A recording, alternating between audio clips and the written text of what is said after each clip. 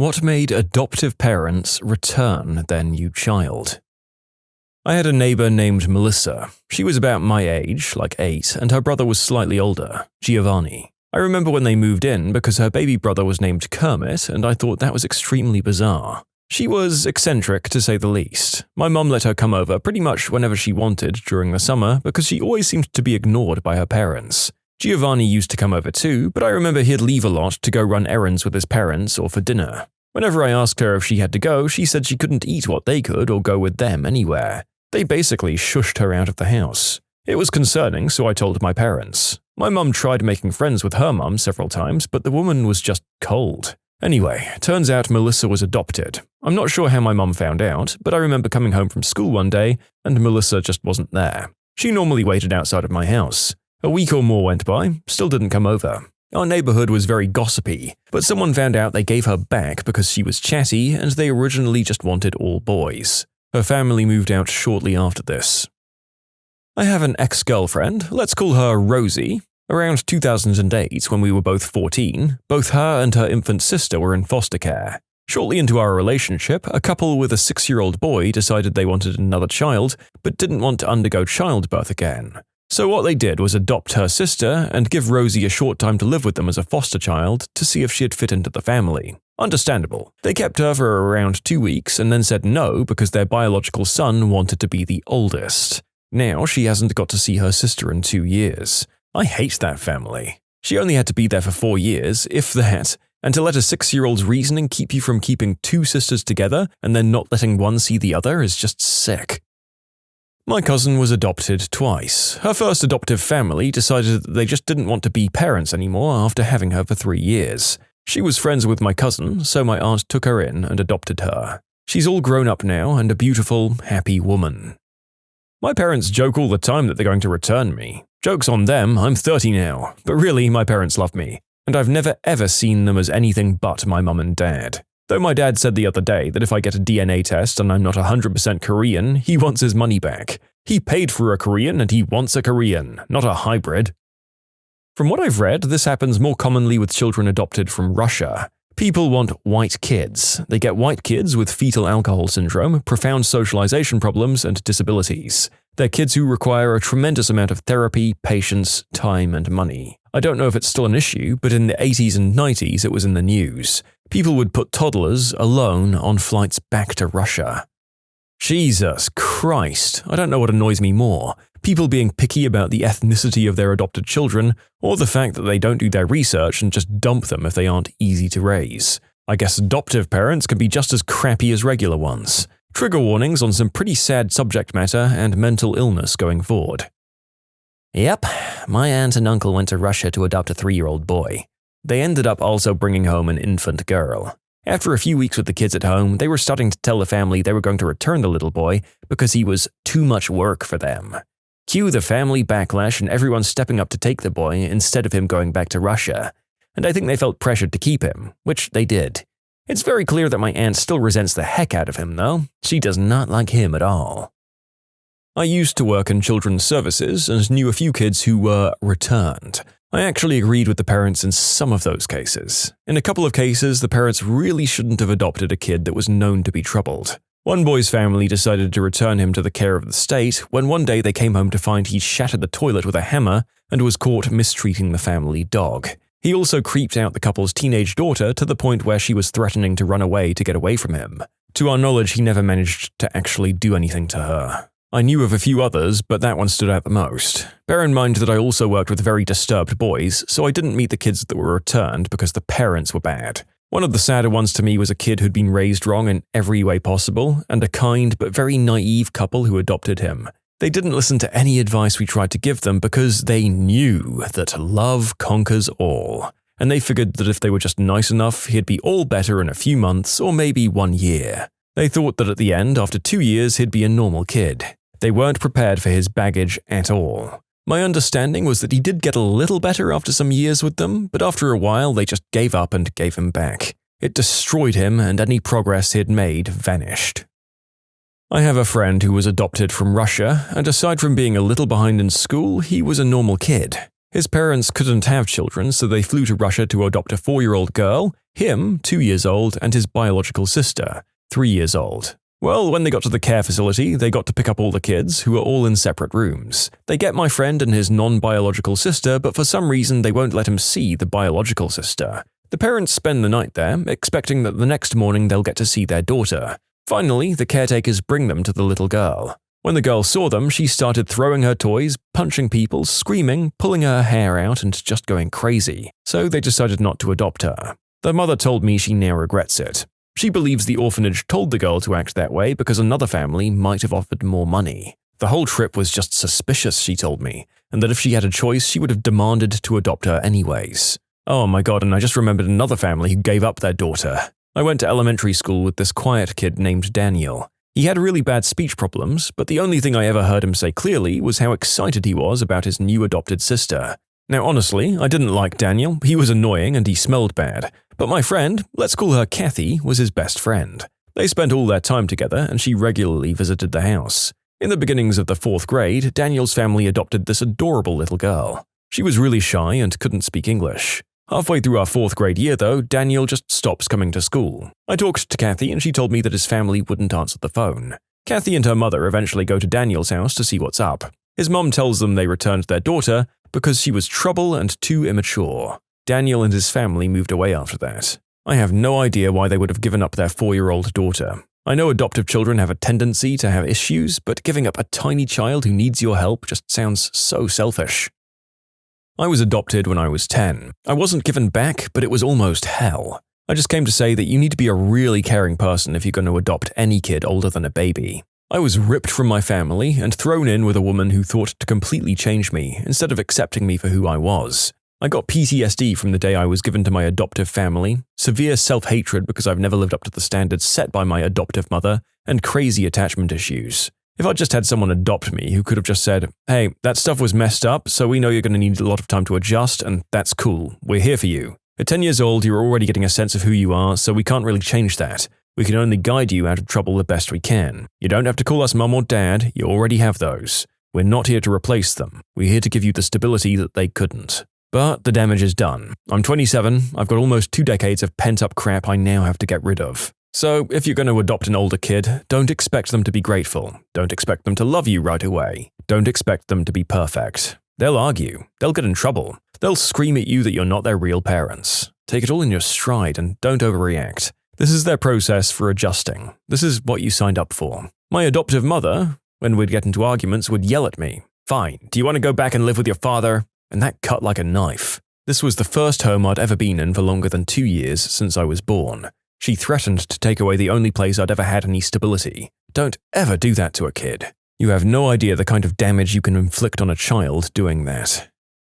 My roommate in college was born in South America, Venezuela, I believe. There was an incident shortly after birth that left her blind. She was put up for adoption, I don't know if that had anything to do with her being blind, and was later adopted by an American family. The family put her through surgery to correct her vision problem. When the doctors told them that they were unable to fix her problem and it likely couldn't be fixed, they put her up for adoption again.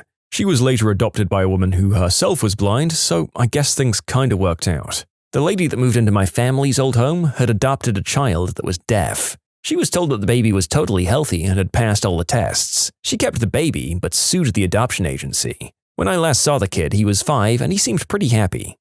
I mean, I'm glad at least that the latter of this pair kept the kid and took steps to ensure that the agency would disclose things better in the future. But on the other hand, would she have adopted if she'd known this in the first place? I mean, I hope so. This is going to be one of those sad videos, folks, if you hadn't worked that out already. My chemistry teacher in high school did this. She was unable to bear children for whatever reason, so she looked into adoption. She was obviously very excited and shared the news with her students. There was a very young mother, like a pregnant teenager, who was looking to give her child to her. After she was born, she brought in pictures of her new daughter to class, and we spent the first couple of minutes sharing that moment before we returned to balancing equations and other chemistry stuff. Well, it turns out that in the adoption process, the birth mother has something like 60 days to change her mind and null the contract and ask for her child back. something which both parties sign off on. On day 59, the birth mother changes her mind, insists that she wants her kid now, so my teacher had to return her daughter. The next day, she came to school as composed as one can be after such a traumatic event, but we could all tell she had obviously been crying before she started her lecture, and barely made it through the period without breaking down and running away in class. I don't want to vilify the birth mother too much, but she really did wait until almost the last minute to change her mind, and my teacher surely thought this was all but a done deal. I can't imagine the heartbreak at returning home to an empty crib. You can submit your own stories to be featured here on the channel. The story submission link is in the description below, and if you want to listen to some vibey music in the background, check out easymode, also linked below, and subscribe. This happened to a girl I knew. She was born, left up for adoption, adopted for a year, returned, and adopted again. When her second adopted parents told the story 20 years later, she decided that she didn't want to be alive anymore. Pretty bloody sad. As an adopted child, I believe that most parents who adopt have zero desire to return their child, as you put it. My mother was told by several doctors that as a result of childhood polio, she'd be unable to have children. 3 years after they adopted me, they had my brother. Still no refunds. When I was in middle school, some family friends adopted a boy a year or so younger than me. They already had 3 biological kids of their own, one of which was a girl a little older than me. They ended up quietly returning him after caring for him for about 8 months. He was in therapy but often threatened to burn the house down, to do terrible things to his siblings, and frequently stole and hurt the family pets. Some days he had days when he'd be completely kind and caring, and others when he tried to kill the cat. I guess they were put in a position of putting their other kids at risk by keeping him. I know the mum still wonders if they could have done things differently. A cousin of mine and his wife adopted a baby when I was about 4. The agency they went through told them he was a perfectly healthy, normal baby. When they got him home, he screamed constantly. Not just cried, he screamed. That's the only thing I remember about him. Turns out the baby was born without a brain. He had only a brain stem. The agency knew this all along and admitted it when they were confronted about charging them an arm and a leg and not disclosing the proper information. So the agency said, "Fine, give him back and we'll give you a different one." After a lot of thought, they decided that that was the best option for them, since the child they were originally given really would never develop to have any kind of normal life. To this day, certain relatives think that giving the original baby back was wrong, but I think they might have made the right choice. Wow, can people really do all this stuff? I thought if you adopted a child, it was yours. Not like a t-shirt that doesn't fit right, so you take it back for a refund or exchange. Isn't there some kind of matching process for people who are adopting kids? My aunt and uncle adopted 3 girls from China. The 2 younger ones were adopted as infants, and since they were raised in a good home, they have no issues whatsoever, aside that we still don't know their correct ages. They're supposedly 10 and 14, but they look and behave much younger. However, the 3rd girl they adopted, at 13, she was in and out of several different homes. She has a disorder where she frequently takes things from people to try to hold on to them. After many attempts at therapy and rehabilitation, she was sent away to a school in Florida, which they're paying out of the wazoo for. It's specifically for girls with attachment disorder. It's very sad because they weren't allowed to see her as part of the therapy, and she's been in the school for about 2 years now. When I was little, my parents used to go to temple. There was a couple who adopted a 3-year-old boy, which is pretty old for adopting. He too was adopted from Russia. I grew up with that kid who always used to hang out with the older women, gossip with them, and was basically one of the ladies. When he was about 14, they just gave him back. No one ever knew why, but in my family we think that he came out of the closet and they just sent him away. That's awful, and I still think of him from time to time, imagining what his life might look like. I miss you, buddy. Jesus Christ. He was the kid you raised by the time he was 14. This is absolutely reprehensible on the part of these people, and they've probably caused greater hurt and trauma in him than if they'd never adopted him in the first place. I hope he got understanding fosters who at least let him be who he was and gave him a safe space, because I think he'd understandably have massive trust issues after that. My parents adopted twice in the early 80s. Back then, you didn't know anything about the background of the child, nor was there any training for the adoptive family or any support services following the adoption. We adopted a 4-year-old boy, and all was good for a few months. Then his real colors started to show. He was violent and combative to the point of physically attacking my mother. Now, we know he had something like combative detachment disorder. After 4 years of tears, prayers, and effort, his birth grandparents re-adopted him. During the same time, we adopted a 9-month-old girl who we now know was a smack baby. She has a list of 3- and 4-letter problems that would fill a sheet of paper. Physical problems, mental issues, and lots of emotional problems. Most notably, RAD, or reactive attachment disorder, which means she's incapable of accepting and returning affection. By the time she was in middle school, I, her older brother, was having to physically restrain her from attacking my mum. We all locked our doors in our sleep due to nightly death threats, and anything that could be used as a weapon had to be locked up. Once she got large enough, my mum had to call the police several times to get her to calm down, and eventually my parents put her in a private girls' home. The money to pay for my college went to pay for her care, and when she turned 18, she signed herself out and isn't doing well whenever we try to get in touch. I'm incredibly bitter at the system that didn't prepare my family for what we were getting into, or at least provide help after the fact. I've had years of therapy to deal with my emotional damage, and I still regularly have nightmares of either of those kids murdering my parents. Sadder, though, is what it did to my parents. They're still heartbroken and think that they somehow failed these kids. Sadder still, these kids could have had a much better chance if the adoptive services would have been more thorough. In short, my family adopted 2 messed up kids and didn't know they were messed up. One was readopted by his grandparents, and the other is an addict working girl now that she's grown up. I'll tell the story on behalf of my mum. She adopted the 2 children of a childhood friend. I was a toddler and she was pregnant with my birth sister, but she adopted a 6-year-old boy and infant girl. My mum had lived in foster care and wanted to help these kids avoid it. Both of them were diagnosed with reactive attachment disorder, or the Russian orphan disorder, probably because their mothers had a severe substance problem. The mother would leave my brother sleeping in the car while she took off her clothes for money. My sister exhibited withdrawal symptoms until she was 6 months old. Stuff like that. My mum kept my brother for a year and my sister for 7 years before putting them up for readoption through a private agency. My brother dislocated a younger kid's arm, and my sister was expelled from kindergarten and had a fascination with her own poop, and they both experimented with fire. Lots of inpatient and outpatient therapy just didn't seem to help. My dad moved out. My mum was a single parent with 2 other small children. She gave my adopted siblings up. It took me years to forgive my mum.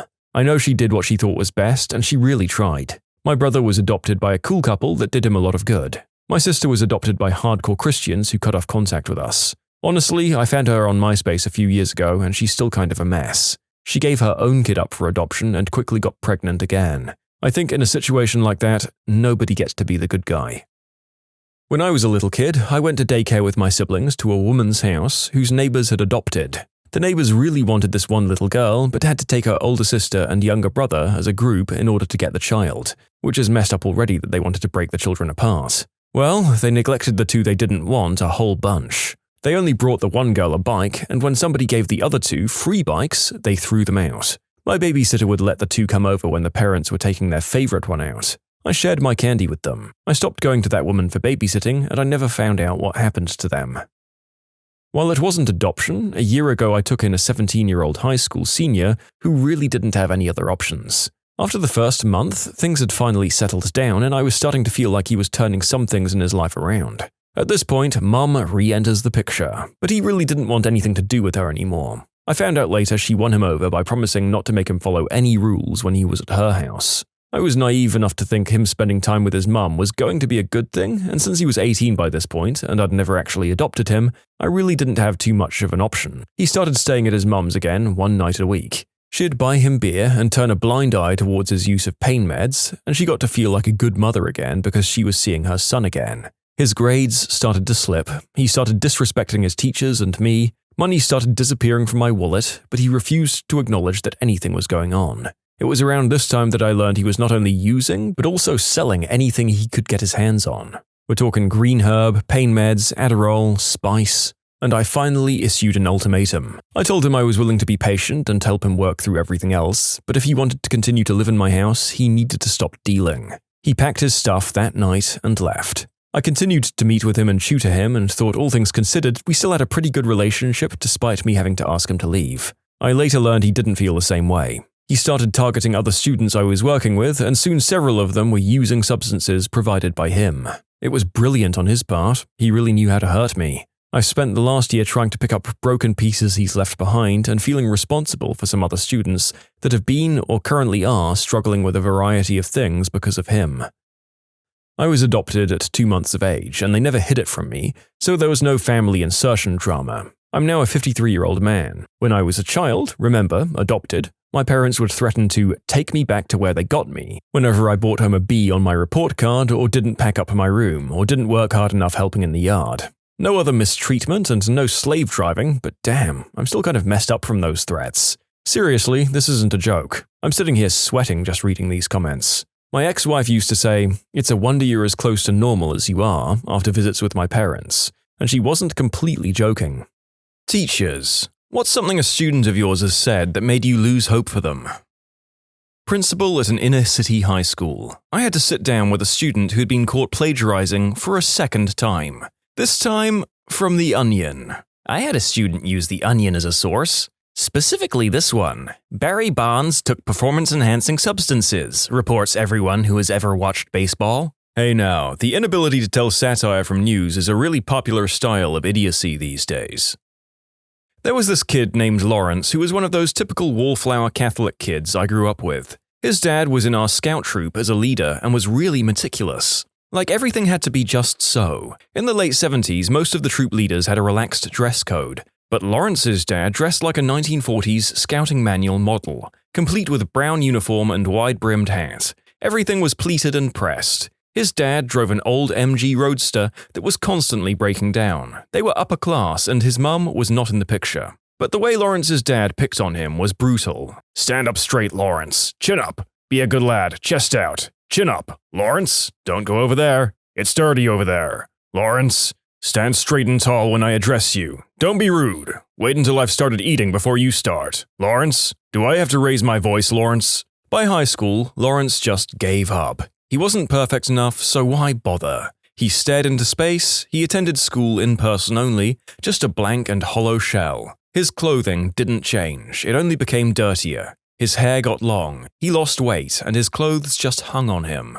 I think the only way to deal with his dad's control issues was passive resistance. By his senior year in high school, he flunked out. Not sure what happened to him after that. High school teacher here. "Dude, if you don't start coming to class and doing the work, you'll fail out of school." "School's done nothing for me. I'm gonna rap to pay the bills, bro." Kid was an awful musician. Couldn't make a beat, couldn't write a rhyme to save his life. I've now had 3 successful rappers graduate from my class. Years later, 2 of them have given up on the whole thing as more than a hobby, and 1 is still touring Europe. So when I have some kid rap terribly at me and say that's how he's going to make his money as an excuse for not doing anything in my class, I just laugh and then advise them to work on their flow. I work at an arts high school that attracts a lot of talented kids. You can still tell who's going to actually have a career in the arts because only a small number have the correct combination of dedication and talent, and an even smaller subset have humility and the ability to work with others. Yep, I have a friend I consistently second-guessed when he went on about the fact he was gonna make it one day. Didn't believe him, but he made it. Then again, he was always supremely talented, and I guess he finally figured out how to work hard in the end. Kid. Totally serious. "I'm gonna drop out. I'll make money off YouTube."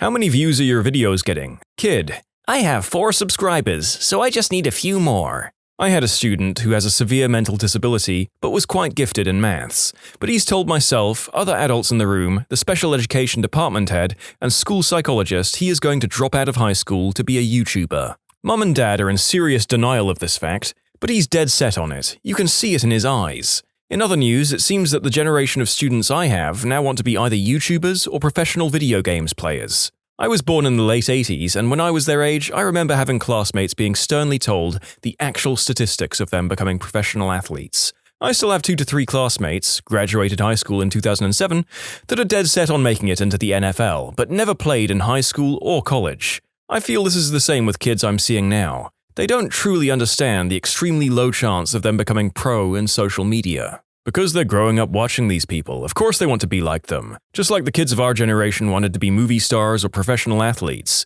It's just that the world is moving into a digital age. Incident number 1. "Can we just not learn this? It's hard. We should skip it." Incident number 2. "I don't have to get good grades. My grandfather owns a house, and when he dies, my family is going to sell it for $1 million, so I won't ever have to get a job." I have a distant aunt like that. Screwed my mother and all her siblings and close family over, manipulating her father to change the will on his deathbed. She wanted all the money so she'd never have to work again. She spent it all inside 6 months and is now completely broke. She destroyed any shred of love any of my family had for her. Really, truly a horrible person. My wife told me this story about the time she was lecturing a kid on why he should try to do well in school. She asked him what he wanted to be when he grows up. His response, "I want to be in jail. That's where my dad and uncle is." She had no response, probably the only time in her career that she was left speechless by a student. Frick, that's actually really sad. How about, if you study, you could get a job as a guard in their jail and make life nice for your dad and uncle as well as seeing them every day.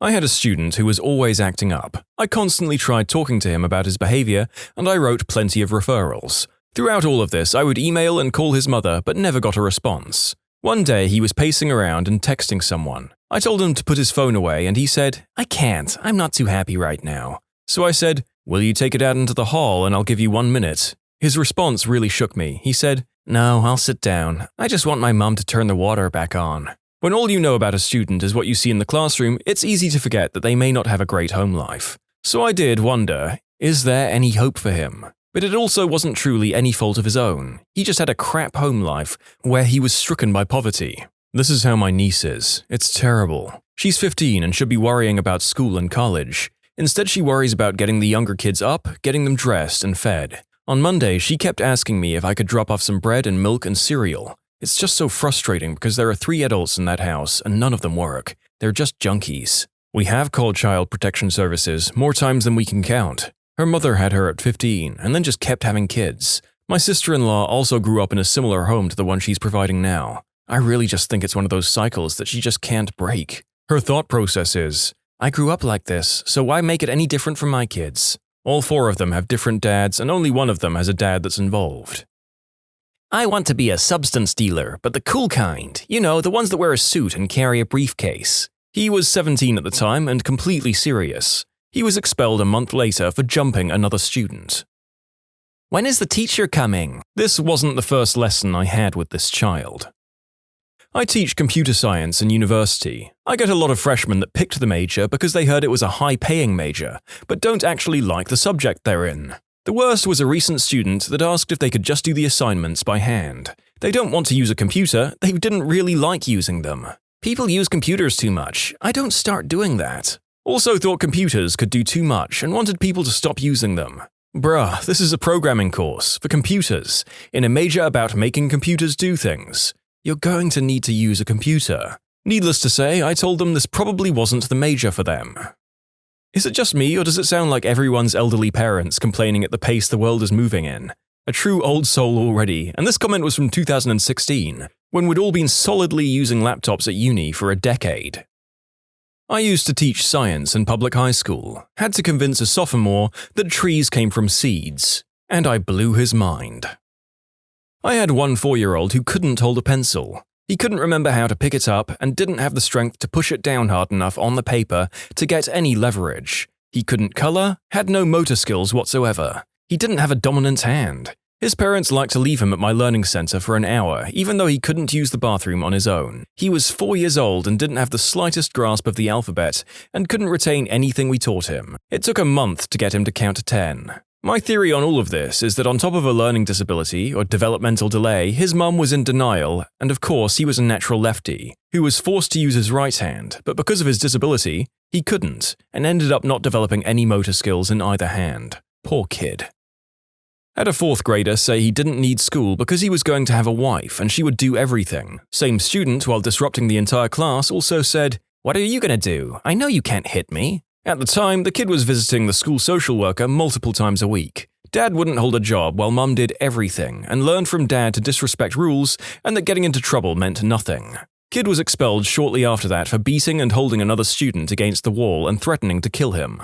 We wish we could have done something for the kid, but it was a small private school with limited resources and the parents didn't help with reinforcement. We were happy when the parents pulled the 2 older kids out as well, since they were starting to cause a lot of problems as well.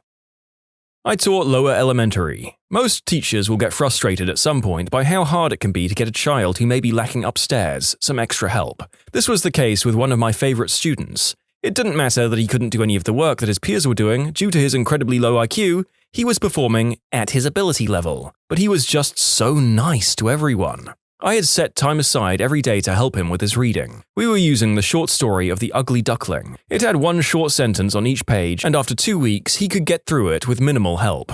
However, reading the words isn't all there is to reading. I had asked him if he could tell me what the story was about, since we had spent time on it every day for the last 2 weeks. He started his oral retelling off great, and I'm super excited. This is a huge deal for my man because up until this point, I couldn't get any retell or comprehension out of him. I'm super pumped and he is feeding off my energy, and he's so proud of himself. This kid is glowing. We're only 3/4 of the way through the story though, and we come up to the end of The Ugly Duckling, and he's telling me that the duckling changes. This word took us forever to say, much less read, but then he stops and goes into his deep thinking stage. I prod him a little bit. He changes? What does he change into there, buddy? He brings his eyes back from the ceiling, and then with the biggest smile, he shouts out, "A butterfly!" A girl, 8th grade, told me she wanted to have kids, 2 to 3, by the time she was 18, so she could have the energy to keep up with them and then work the pole to support them. My wife had a student in 3rd grade who refused to do any writing assignments. My wife told him that she was going to call his parents to explain what was going on if he didn't start doing his work. He said, "I don't care. My mom said I don't have to do anything I don't want to do. Rules don't apply to me." My wife called his mum, and his mum told my wife that she, meaning my wife, just has to understand how her son is, and if he doesn't want to do the work, then he doesn't have to. His behaviors all made sense after that, and it was a very tough year. He stopped doing all work and started harassing other kids, probably partially due to boredom, since he was doing nothing else by the end of the year. As long as he was happy, my wife couldn't get the mum on board. "I ain't doing any of that crap. My mum already said she's signing the papers, to drop out, as soon as I turn 16. Look, I know that many people often drop out and end up going back to get a GED. I sincerely hope this young man turns his life around. He'd had an incredibly tough upbringing, and along with that, a history of violent conduct in and out of school. I tried my best to remain patient with him in my room and to motivate him any way I could. At the point he said those words, I just don't think there was anything more I could do. That was last year, and he hasn't been back to school this year. I really hope that at some point he figures things out and gets his life going in a positive direction, whatever that might be." University professor here. A student last term never purchased the textbook and thus never did his homework. He sat in the back and spaced out all class, failed one exam, and barely passed the other. He came to me during the final week of class to ask me if he could do all of his missed assignments, and then ask why I didn't remind him to do them. Bro, this is university. I am not chasing after you. I had one who stopped coming to class for the last 6 weeks of the semester, and instead of writing the essay on the exam, wrote a 2-page rant about how unfair it was of me to base the exam on stuff that happened in class. Also in the rant, complains about how I had not called her to remind her to do assignments, come to class, or find out what was on the exam. A good reminder that many students aren't too far removed from school kids. No judgment, I was a moron in my first year of uni. Also, these two both seem in the making to become prime Karens. I work at an alternative school for kids kicked out of public school for severe emotional and behavioral issues. A lot of them are going to require government services for the rest of their lives. There's usually not just one thing they say, but we know that they will never have normal lives. It's a little disheartening to hear a 6-year-old scream that he's going to fricking kill you, especially when you were playing tag not 5 minutes before. There's a young boy who can be very sweet and is an adorable blonde butterball. However, he has pretty severe behavioral problems and gets restrained at some point on a daily basis. I saw his parents one day because they live in government-subsidized housing close by and walk him to school. It was 50 degrees out and the little boy was in a basketball jersey and shorts. His parents looked exactly how I expected them to look and were rude to all the staff they interacted with. It showed me that no matter how much we do, he spends most of his life with his crappy parents. Having a child with behaviors doesn't inherently make someone a bad parent, but in our program specifically, most of the students come from harsh backgrounds which either causes or exacerbates their behavior. I had a student say, "I don't need to learn any of this. I won't use it in real life." When I tried to explain why math was going to be useful, he responded, "You're a dumb idiot. Watch me get rich without even going to school." I mean, it's been done, but probably not the best idea. Paraphrased, are we ever going to use this as an adult? I mean, you won't, but some of the smart kids will. I worked in vet clinics for 15 years. Here's an example of something I heard every day. Me. "Okay, go ahead and set the carrier on the scale." Owner. "Do you want me to take the cat out?" No, we don't want the cat loose in the clinic. Just go ahead and put the carrier with the cat on the scale." Owner puts the cat carrier on the scale. I write down the weight. "Okay, let's head into the exam room." "But how much does the cat weigh?" When we get you into a secured room, we'll get the cat out and weigh the carrier. But how will you know how much the cat weighs? Algebra. This happens every day. I had one student at a bilingual school in Mexico, who after being at the school and supposedly learning English for 5+ years, still couldn't speak it and barely tried to make any effort to learn anything, didn't do assignments and failed almost every test. When we mentioned it to her parents, their attitude was that she doesn't really need it because she'll just marry someone who'll take care of everything for her. My thought was, who would want to marry someone who doesn't know anything and makes no effort? Just this week, I have a student in grade 5 that's pretty oppositional, has a tough home life, etc. He doesn't always try very hard, but sometimes I can see he's trying to put in some effort. We were talking about how I grade them, and he interrupts the conversation with, "I don't care at all about my grades." And I thought, here we go, another rant about how unfair school is. I just want to know that I can keep getting better. Perfect. I got chills. Thank goodness. Excuse me for diverting from the subject momentarily. Sometimes I just need a more uplifting story in the middle of all this gloom.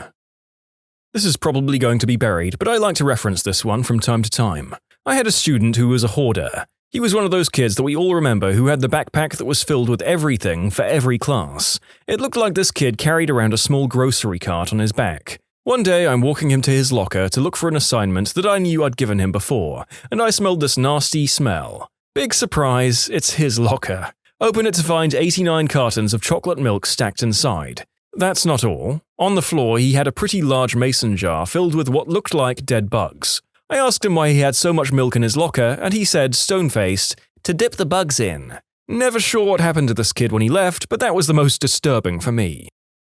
I'm a second-grade teacher, and I have a boy who lies constantly about anything. He was on camera watching the footage of himself punching a student in the face, and he crossed his arms and said, "If I didn't do it, then I didn't do it." The worst part is his mum believes every word he says and attacks the school for making him accountable for his actions. He's going to do something as an adult and go to jail. When they pull him away, I know he's going to be yelling, "If I didn't do it, I didn't do it!"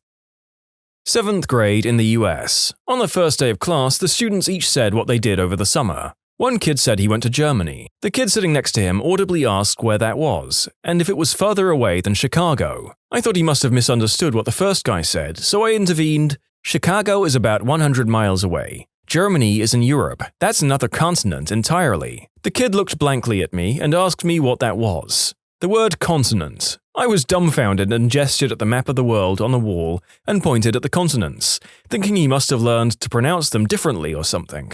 But nope, he literally didn't know what they were and never realized that the picture on the wall of the geography room was actually a map of the world? He was in 7th grade and he didn't know what a continent was, or have even a toddler's level of understanding of what a map was.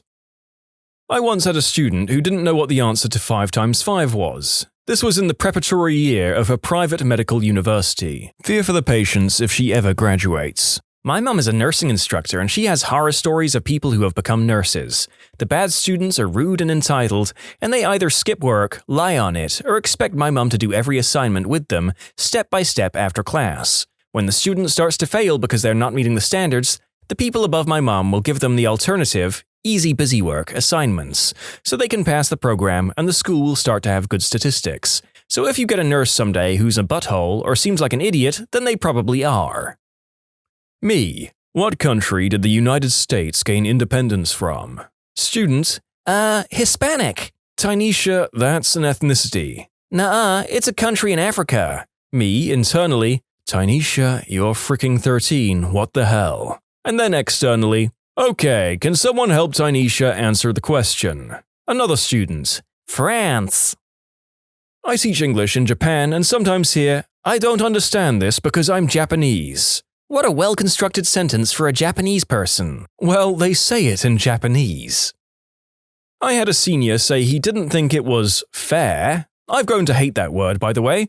He didn't think it was fair that my exams used short answer questions instead of multiple choice. She said, some of us just aren't good writers. I responded that if you're a senior in college and can't string a few sentences together, something has gone wrong. She stormed out of class.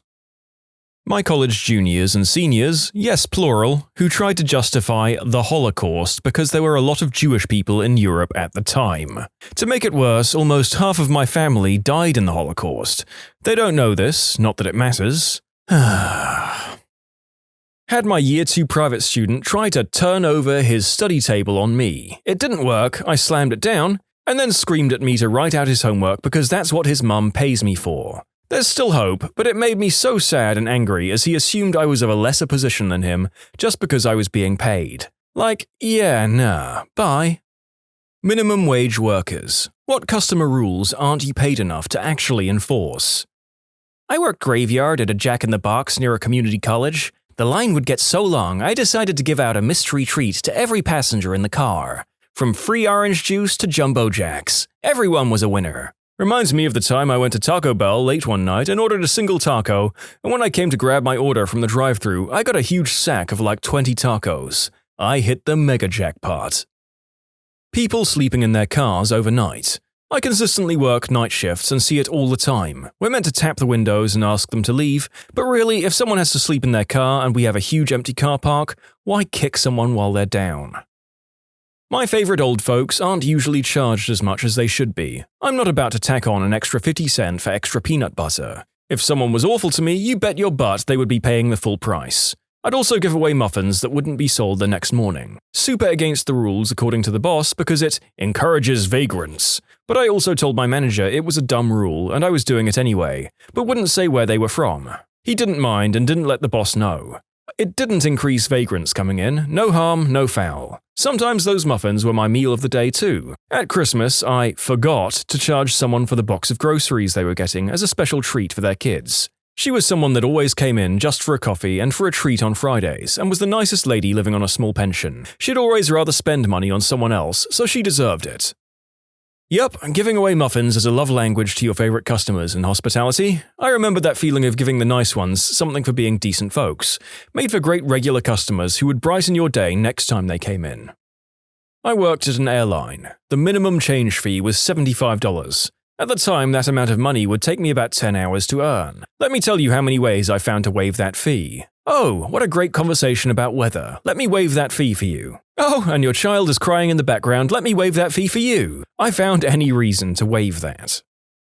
In Disney World, I worked at Cirque du Soleil. They would throw away all the food at the end of the night, but nothing got me more upset than the cotton candy. It cost them like 15 cents a bag to make, but sold it for $5.50, and then they would throw it away. I used to grab bags and give them to the guests for free. Also gave away popcorn and hot dogs and stuff. No use letting it go to waste. The Cirque team was extremely small, maybe 14 employees on payroll, with about 8 on shift at a given time. Yet we serviced over 6,400 people in 2 shows each day. A typical shift went like this. Go in at 4 p.m. and prepare for 6. Management will give you how many hot dogs, cotton candy, pretzels, and popcorn to make. When 5:30 rolled around, we opened the doors and sold. Then, after the show finishes at 7:30, live show, so it varied, we would restock depending on how good we did during the first show, and the number we're expecting for the second. We make adjustments and prepare for the next show.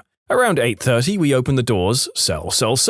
Once the show is on, there will rarely be someone buying stuff. They spent $80 a ticket to watch an 85-minute show. I'd be darned if they were going to miss a second of it. After the show, 3,200 people are rushing out, so when the theater was about 80% empty, if I knew we were going to have an abundance of stuff left over, I was doing it long enough to accurately gauge, I'd just give it away. No harm done. I worked at the Costco hot dog stand. One of my coworkers volunteer tested at an animal shelter. She would take the extra hot dogs at the end of the night and bring them to the shelter to feed the dogs. Management found out and fired him over it. It teed me off because he stole nothing but garbage. People paying with expired coupons for anything that wasn't medicine. I worked in retail pharmacy and we had to let customers make their front store purchases at the pharmacy if they wanted to. I just scanned all the expired coupons anyway because it wasn't worth the trouble of having an argument with the customer and increasing the amount of time that they were on the line. Obviously, with those RX coupons, it was another story, as overriding that could be considered insurance fraud. At minimum wage, the only things I would care about are the things that would get me arrested or would keep me up at night.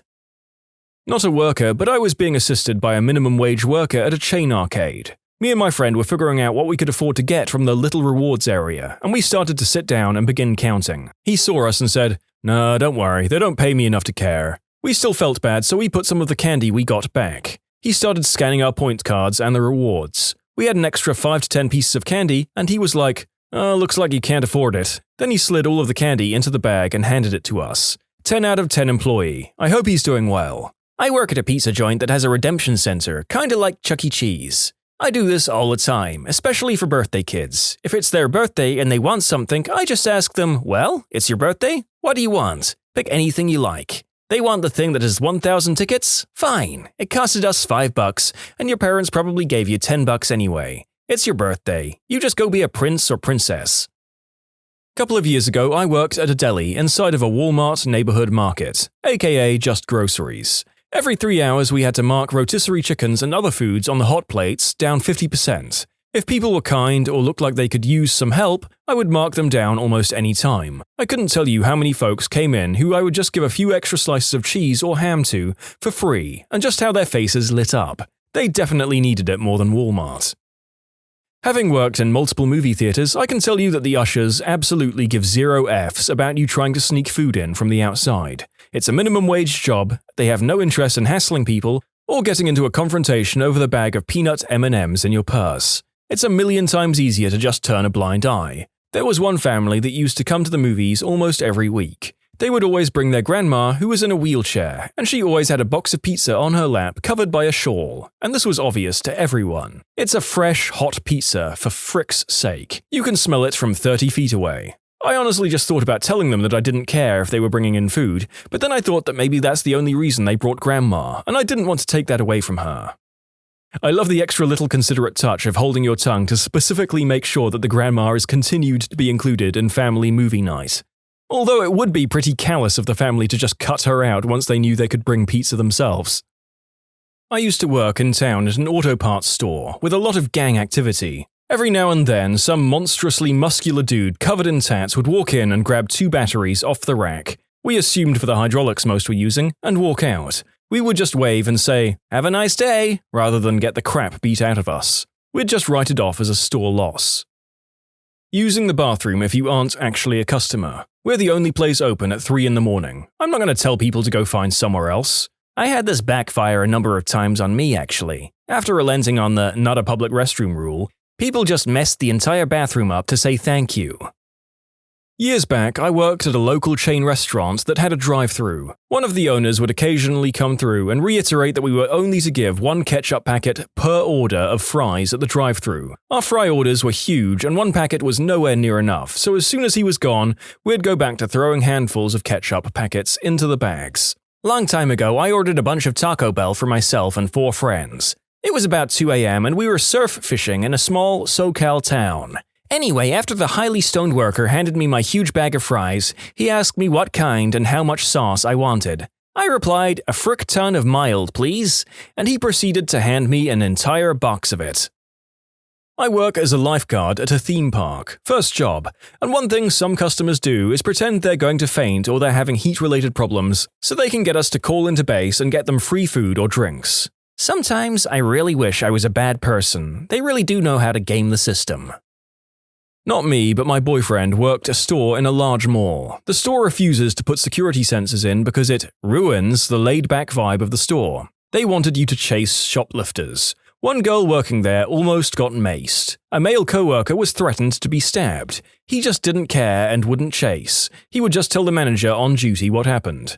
Some of the managers never listened. The security in the mall is awful. So bad that a different store a friend was working at where their employees actually got attacked for trying to stop a shoplifter, that store hired their own private security to protect their employees. Nobody working minimum wage should get threatened to be fired for not chasing shoplifters who are threatening them bodily harm.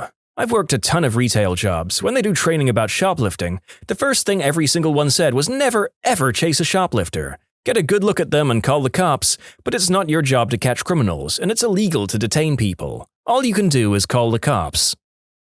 If the item doesn't have a price, I usually just let the customer name it if they're nice. We're supposed to have someone check the price, but that usually takes an incredibly long time, and as everyone's busy, I save that for the buttholes.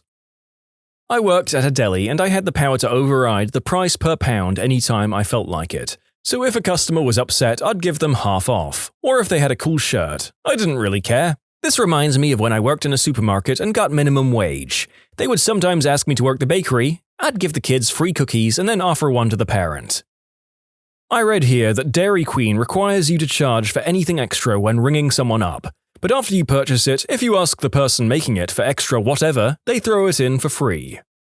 Soda in a water cup. My local McDonald's has a rule where you have to pay $1 for a water cup, so I took a ketchup holder and filled it up. Aren't those really tiny? Yeah, the struggle is real. Shots, shots, shots, shots! I work at an online diaper bag company, and if a bag was returned, I was supposed to find out if it was a defect or the customer's fault to decide how to issue a replacement. When a frantic, hormonal new mom would call me, getting ready to rant and put her foot down, I would always interrupt their story and just ask for their address and what type of bag they wanted and ship it for free. No way am I being paid enough to get in that argument. I don't care if they're carrying large bricks in the bag. Take a new one. To be clear, this was the same response whether people called in upset or not. All I wanted was to get off the phone call and finish work. If you cared enough to call, then you convinced me. I was not interested in arguing with any moms, regardless of the initial demeanor. Yeah, I have complete sympathy with people taking customer complaints, and to be honest, I'm never turned away by these people, so I'd say most of them have the same policy as you. This kind of service can actually pay off significantly in customer loyalty. Last winter, I ordered a few bottles of flavored coffee syrup from a large online retailer. I didn't think the bottles might be glass, and nobody on their end considered that shipping glass bottles of syrup in -20-degree weather may not work out well. Suffice it to say that what arrived in the box was more bulk snow cones with glass chips than bottles of syrup, which also ruined a couple of other items packaged in there. I got in touch with them, armed with pictures, and expected to have to show them the damage. Instead, within a couple of minutes, I effortlessly had an account credit applied. They offered to ship replacements, but I declined since they would have had the same fate. The result was that not only did I not hesitate to buy more coffee syrup from them, in appropriate weather, but it boosted my confidence in buying any product from them. And I buy a lot of stuff online nowadays.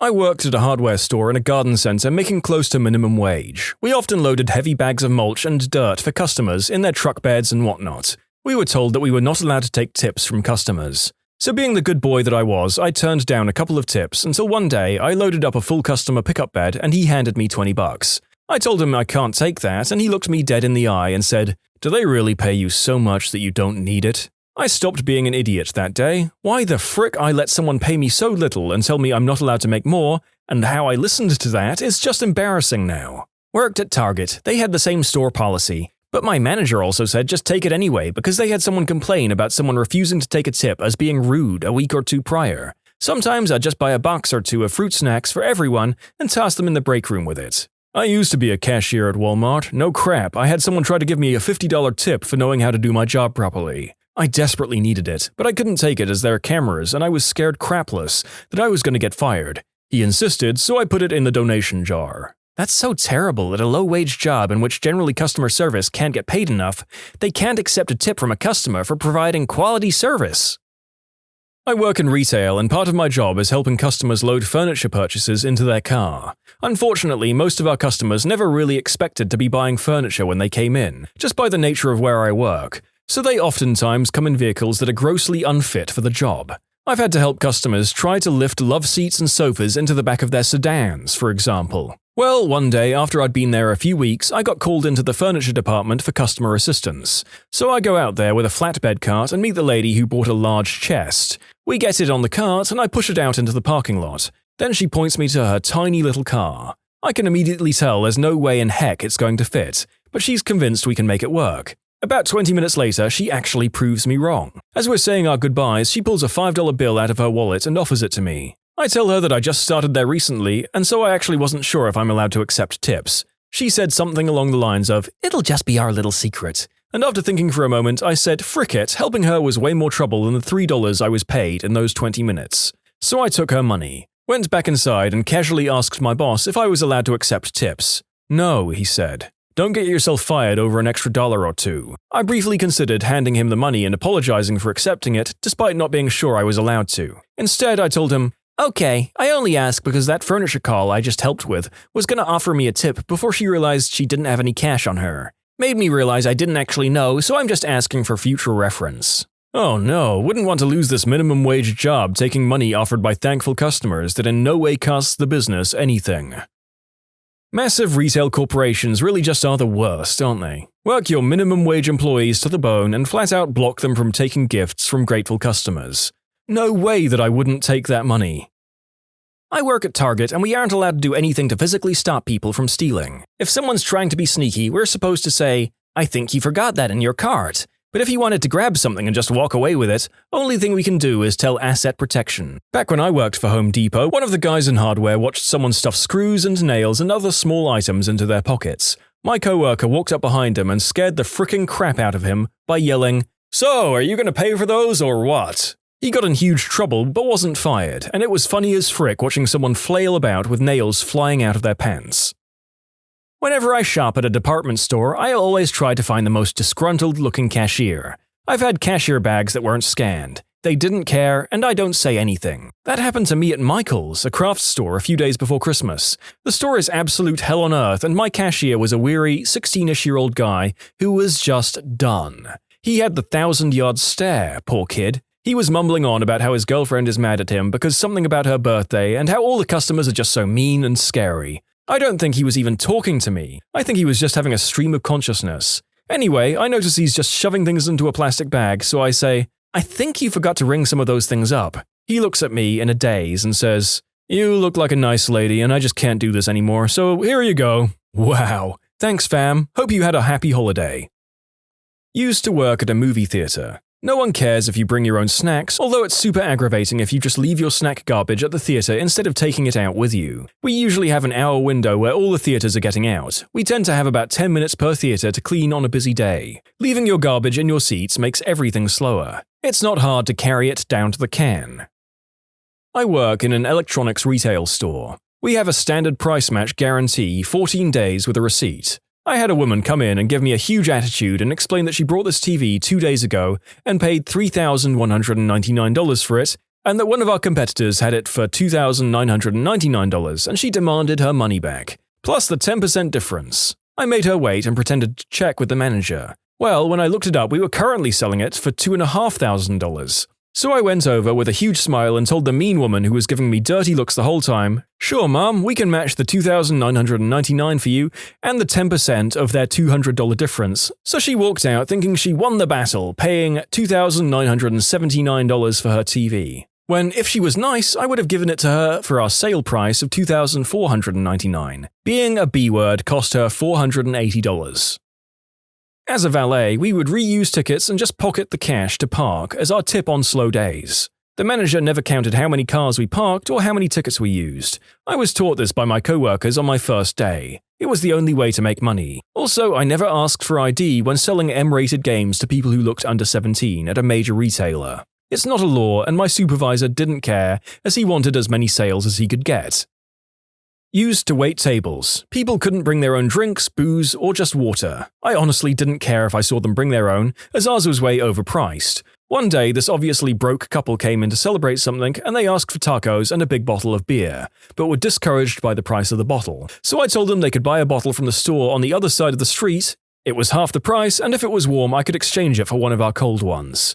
I think I was too nice to people, though. I've never encountered another waitress or waiter who would be as nice as I was. But meh, it felt good and the bosses could never tell.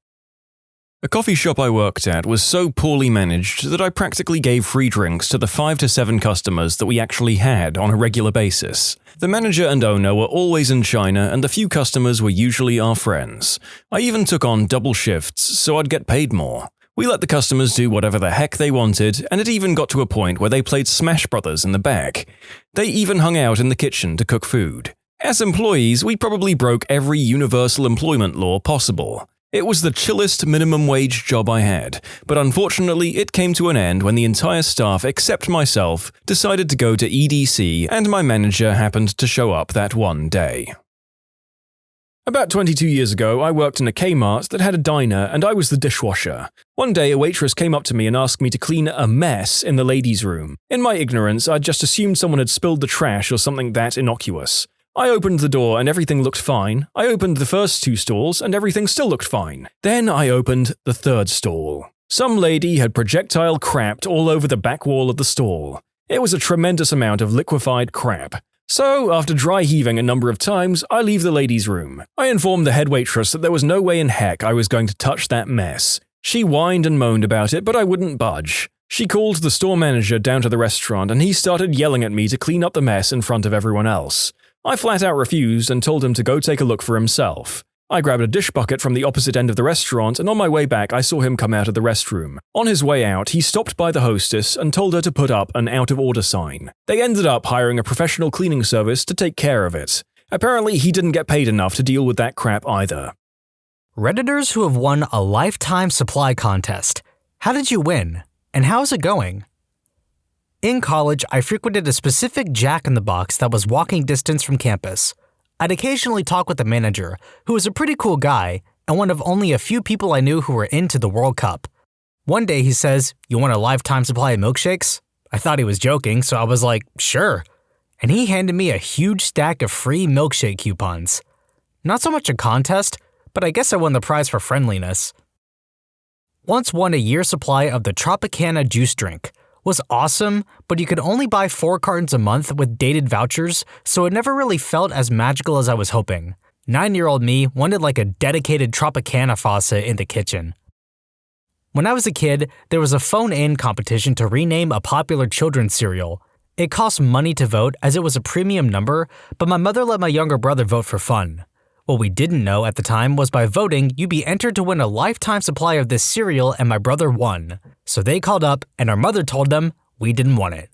My mother ruined our childhood by telling Kellogg's we didn't want their lifetime supply of cereal. I could be eating that right now. 16 years later, I could still be enjoying that cereal. This was in the 90s. My granddad won a lifetime supply of Reader's Digest. He was the only doctor in a small village in India, population under 1,000. He started stacking them up in his clinic, and the village kids would randomly browse through them. As long as there wasn't a rush or they weren't being loud, my granddad would let them sit there for as long as they wanted. I spent my summer vacations in the village with my grandparents. My parents had moved to a nearby city long before I was born. And so it happened that every summer, I'd come to the village to find my rural friends speak better English than anyone else in the village, and in some cases better than my English school-educated city friends, and sharing jokes from the "Life's Like That" and "Laughter is the Best Medicine" sections. Every time I think back on it, I feel happy and proud of my granddad. When I was in college, a guy in my fraternity was featured in a Nike running commercial.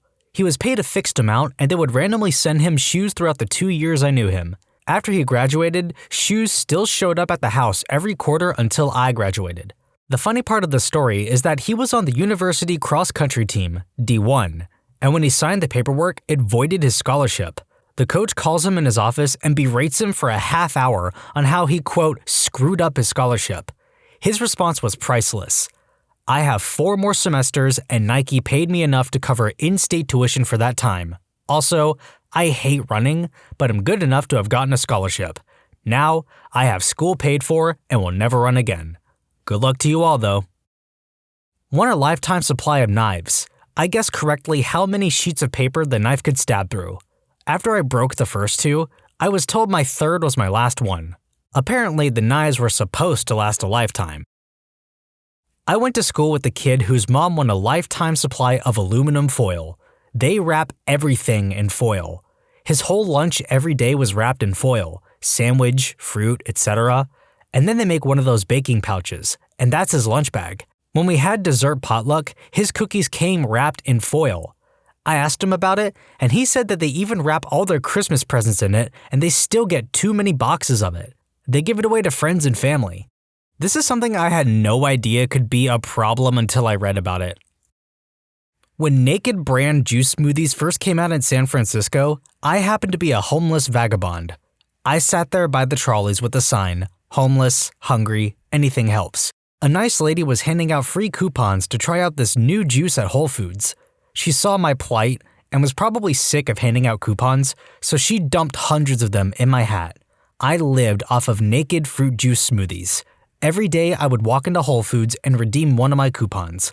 I had a seemingly endless supply, and the company hadn't put much information on them, so they didn't expire. Someone grifted my bag though a few months later, but I was so amped up on B vitamins and antioxidants that I chased him down. He said sorry and shared a huge package of imitation crab with me. I made a new friend and bought him some Naked juice with my coupon.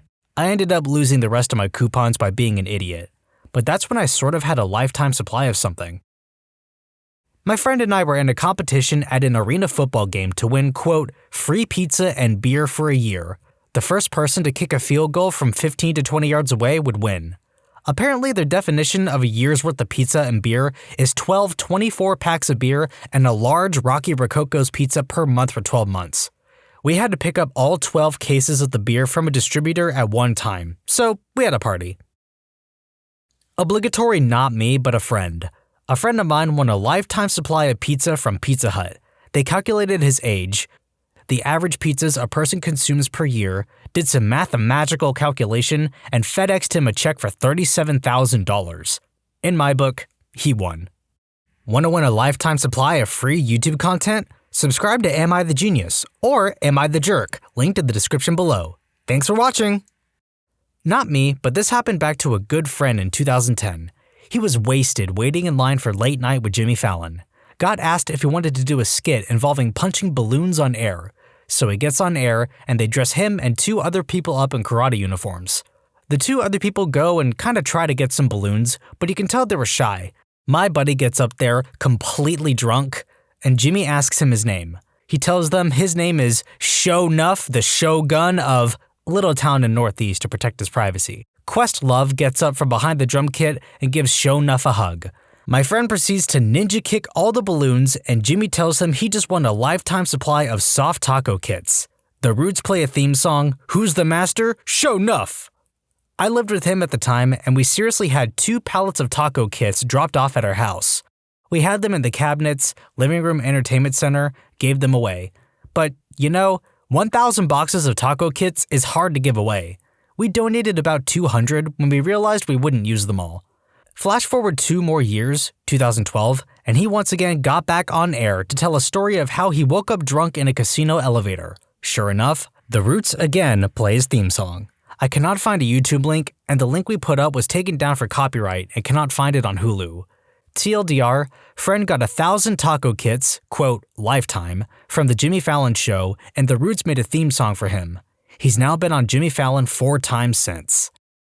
My wife won a lifetime supply of pet food for a cat. They didn't even bother sending product. They just tacked another few $1,000s onto the $10,000 cash prize. That was a nice little windfall. The only weird thing was that it was paid as a stack of maxed out Visa gift cards. You can't really pay things like mortgages and credit card bills with what amounts to a credit card, so we ended up using the gift cards for things like groceries. It's pretty amazing how far your paycheck goes when your bill for food and incidentals is effectively zero. Didn't win, but received a lifetime pass for a music festival. So far, there have only been 2 years of festival, but they just confirmed the 3rd. 2 of the best weekends of my life. Would recommend. Edit, received it by attending the festival announcement party. Everyone got an envelope upon entry, which clearly had passes in them, but said not to open. At the end of the night, if you still had a sealed envelope, they gave you a quote, lifetime pass. I think about 20 out of 200 people maybe. When I was little, I won a lifetime supply of apples by correctly guessing how many were in a barrel. There were 110 and I guessed 109. The prize was 110 apples at a time each month. It was insane. After the first delivery, my parents begged them to stop. It's impossible for a family of 3 to go through 110 apples before they rot, and our neighbors stopped answering the door when they saw my parents standing there with bags of apples. Grandpa negotiated free cell service for life for him and his wife when the cell company wanted to put up a tower on his farm. After a few years, they started getting charged because the tower was bought by another company and they wouldn't respect the deal. Not sure if this counts, but I got free cable from Cox Communication because their equipment at the drop almost burned my house down. They gave me every channel and internet. Well, some time passed, and they sold to Suddenlink, and I thought nothing of it. Well, I got a bill 2 months later for $600, and I was like, what? Suddenlink refused to honor our agreement with Cox, and to this day, I refuse to pay that bill, and our internet is under my new wife's name. Not a lifetime supply, but my grandpa enters every contest imaginable, and once won free tampons for a year. My sisters and I got to take them because my grandpa doesn't have a uterus. The things he had to post on Facebook to get entries were hilarious. All things about being a strong, independent woman. That man has no shame if it means he can win even something completely useless to him. Edit, for those who are curious about other things he's won, I'll see if I can send this to the editors. Here is a picture of him next to his own life-sized bobblehead of himself for your viewing pleasure. My mother won a lifetime supply of Pez on Let's Make a Deal. It was a few cases of dispensers and candy. I'm really into competitions, and although I've never won a lifetime supply of anything, I've won a year's worth of cheese. Twice. The first time was 12 vouchers, but for the second one, they actually sent me 2 massive screw-off cheese wheels. They were like 25 pounds each. I cut them up and filled my fridge and freezer, and the fridge and freezers of my friends, with cheese. It actually froze and defrosted really well. I'll be eating that cheese for ages. A friend of mine won Lifetime Sonic on a radio contest. Every month, he gets a Sonic gift card for $200, and he takes everyone up there for a free meal and spends the rest buying random people's meals. My friend won free chicken from Raising Cane's for life. In order to claim his chicken, he had to present the card given to him. After a few months of free chicken, his wallet was stolen, putting an end to his free chicken. Somebody was very happy when they saw that card in his wallet. It wasn't a lifetime supply, but I won free pizza for a year from this bomb place, Pizza Rev. I only got 1 pizza a week, but most of the time I'd go with friends, family, or dates, and they'd just give me the entire party's pizzas for free. So really most weeks, I got 2 to 4 free pizzas, and I never missed a week. They knew me by name there, and all new employees would greet me with, "Hey, it's free pizza guy!" I miss that free pizza. Won a lifetime supply of Chuck Taylor Converse. Basically, they sent me 12 vouchers for a free pair of Converse. You could pick high or low top and the color. I think I still have one of the pairs, and the rest I gave to friends and family. Our elderly neighbors won a lifetime supply of Snickers. We have a very large family, parents plus 10 kids. And the summer I was 7, my father was injured at work. While waiting on workers' comp to be paid, our electric, water, and gas were all shut off. Our neighbors ran a hose to our backyard for water, an extension cord for a microwave, and gave us dozens of cases of Snickers. We lived the entire summer on candy bars and ramen. I can't stand the stuff now. Okay, but mad props to the neighbors though, they are the sweetest people. I have a friend that did an Arby's commercial years ago. They gave him an Arby's card that could be used for up to $20 or $25 a day. It's like a gift card that gets topped off daily.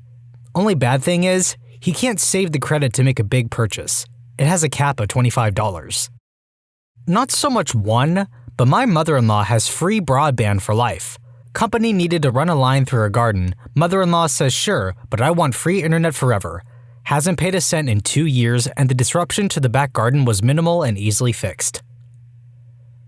I won a year's worth of burgers from Jack in the Box in college. They gave us 156 cards that would literally work for any burger or sandwich on their menu. I gained about 15 pounds, and then I started to use them as trading tools to get my stoner friends to do stuff. It started with, if you run down to 7-Eleven and get me a Gatorade, I'll give you 1 burger card. And then turned more into things like, you drink that bong water, I'll give you 3 burger cards. It was glorious. The cards definitely didn't last me a year. Not myself, but my aunt won a lifetime supply of donuts from Krispy Kreme. In reality, they just gave her a crap ton of vouchers for a free dozen of donut boxes. I don't remember how many, but I know she got a box a week for at least a couple years last I checked. She won it by being first in line at a new store opening. Why she went, I don't know, since she wasn't like the donut queen or something. Won a lifetime supply of free coffee from a brew shop in town. I guessed correctly how many beans were in a tall plastic cylinder. Shop closed 5 months later. In 2009, I entered the mychipotle.com contest with a music video and came in second place. Second place prize was $5,000 and a party for 50 of our friends at Chipotle. Everyone ate for free. Winning that was awesome, but honestly, the best part was that after the contest was over, Chipotle asked me how many people were involved in the making of the music video we made, and then sent a deck of playing cards for each person. The catch? Each card in the deck of cards had written on it 1 free burrito. Yeah, including Jokers. 56 free Chipotle burritos. Since I was the first person to find out and receive these decks of cards, I kept it a secret. I called each person individually and said I had a gift for them.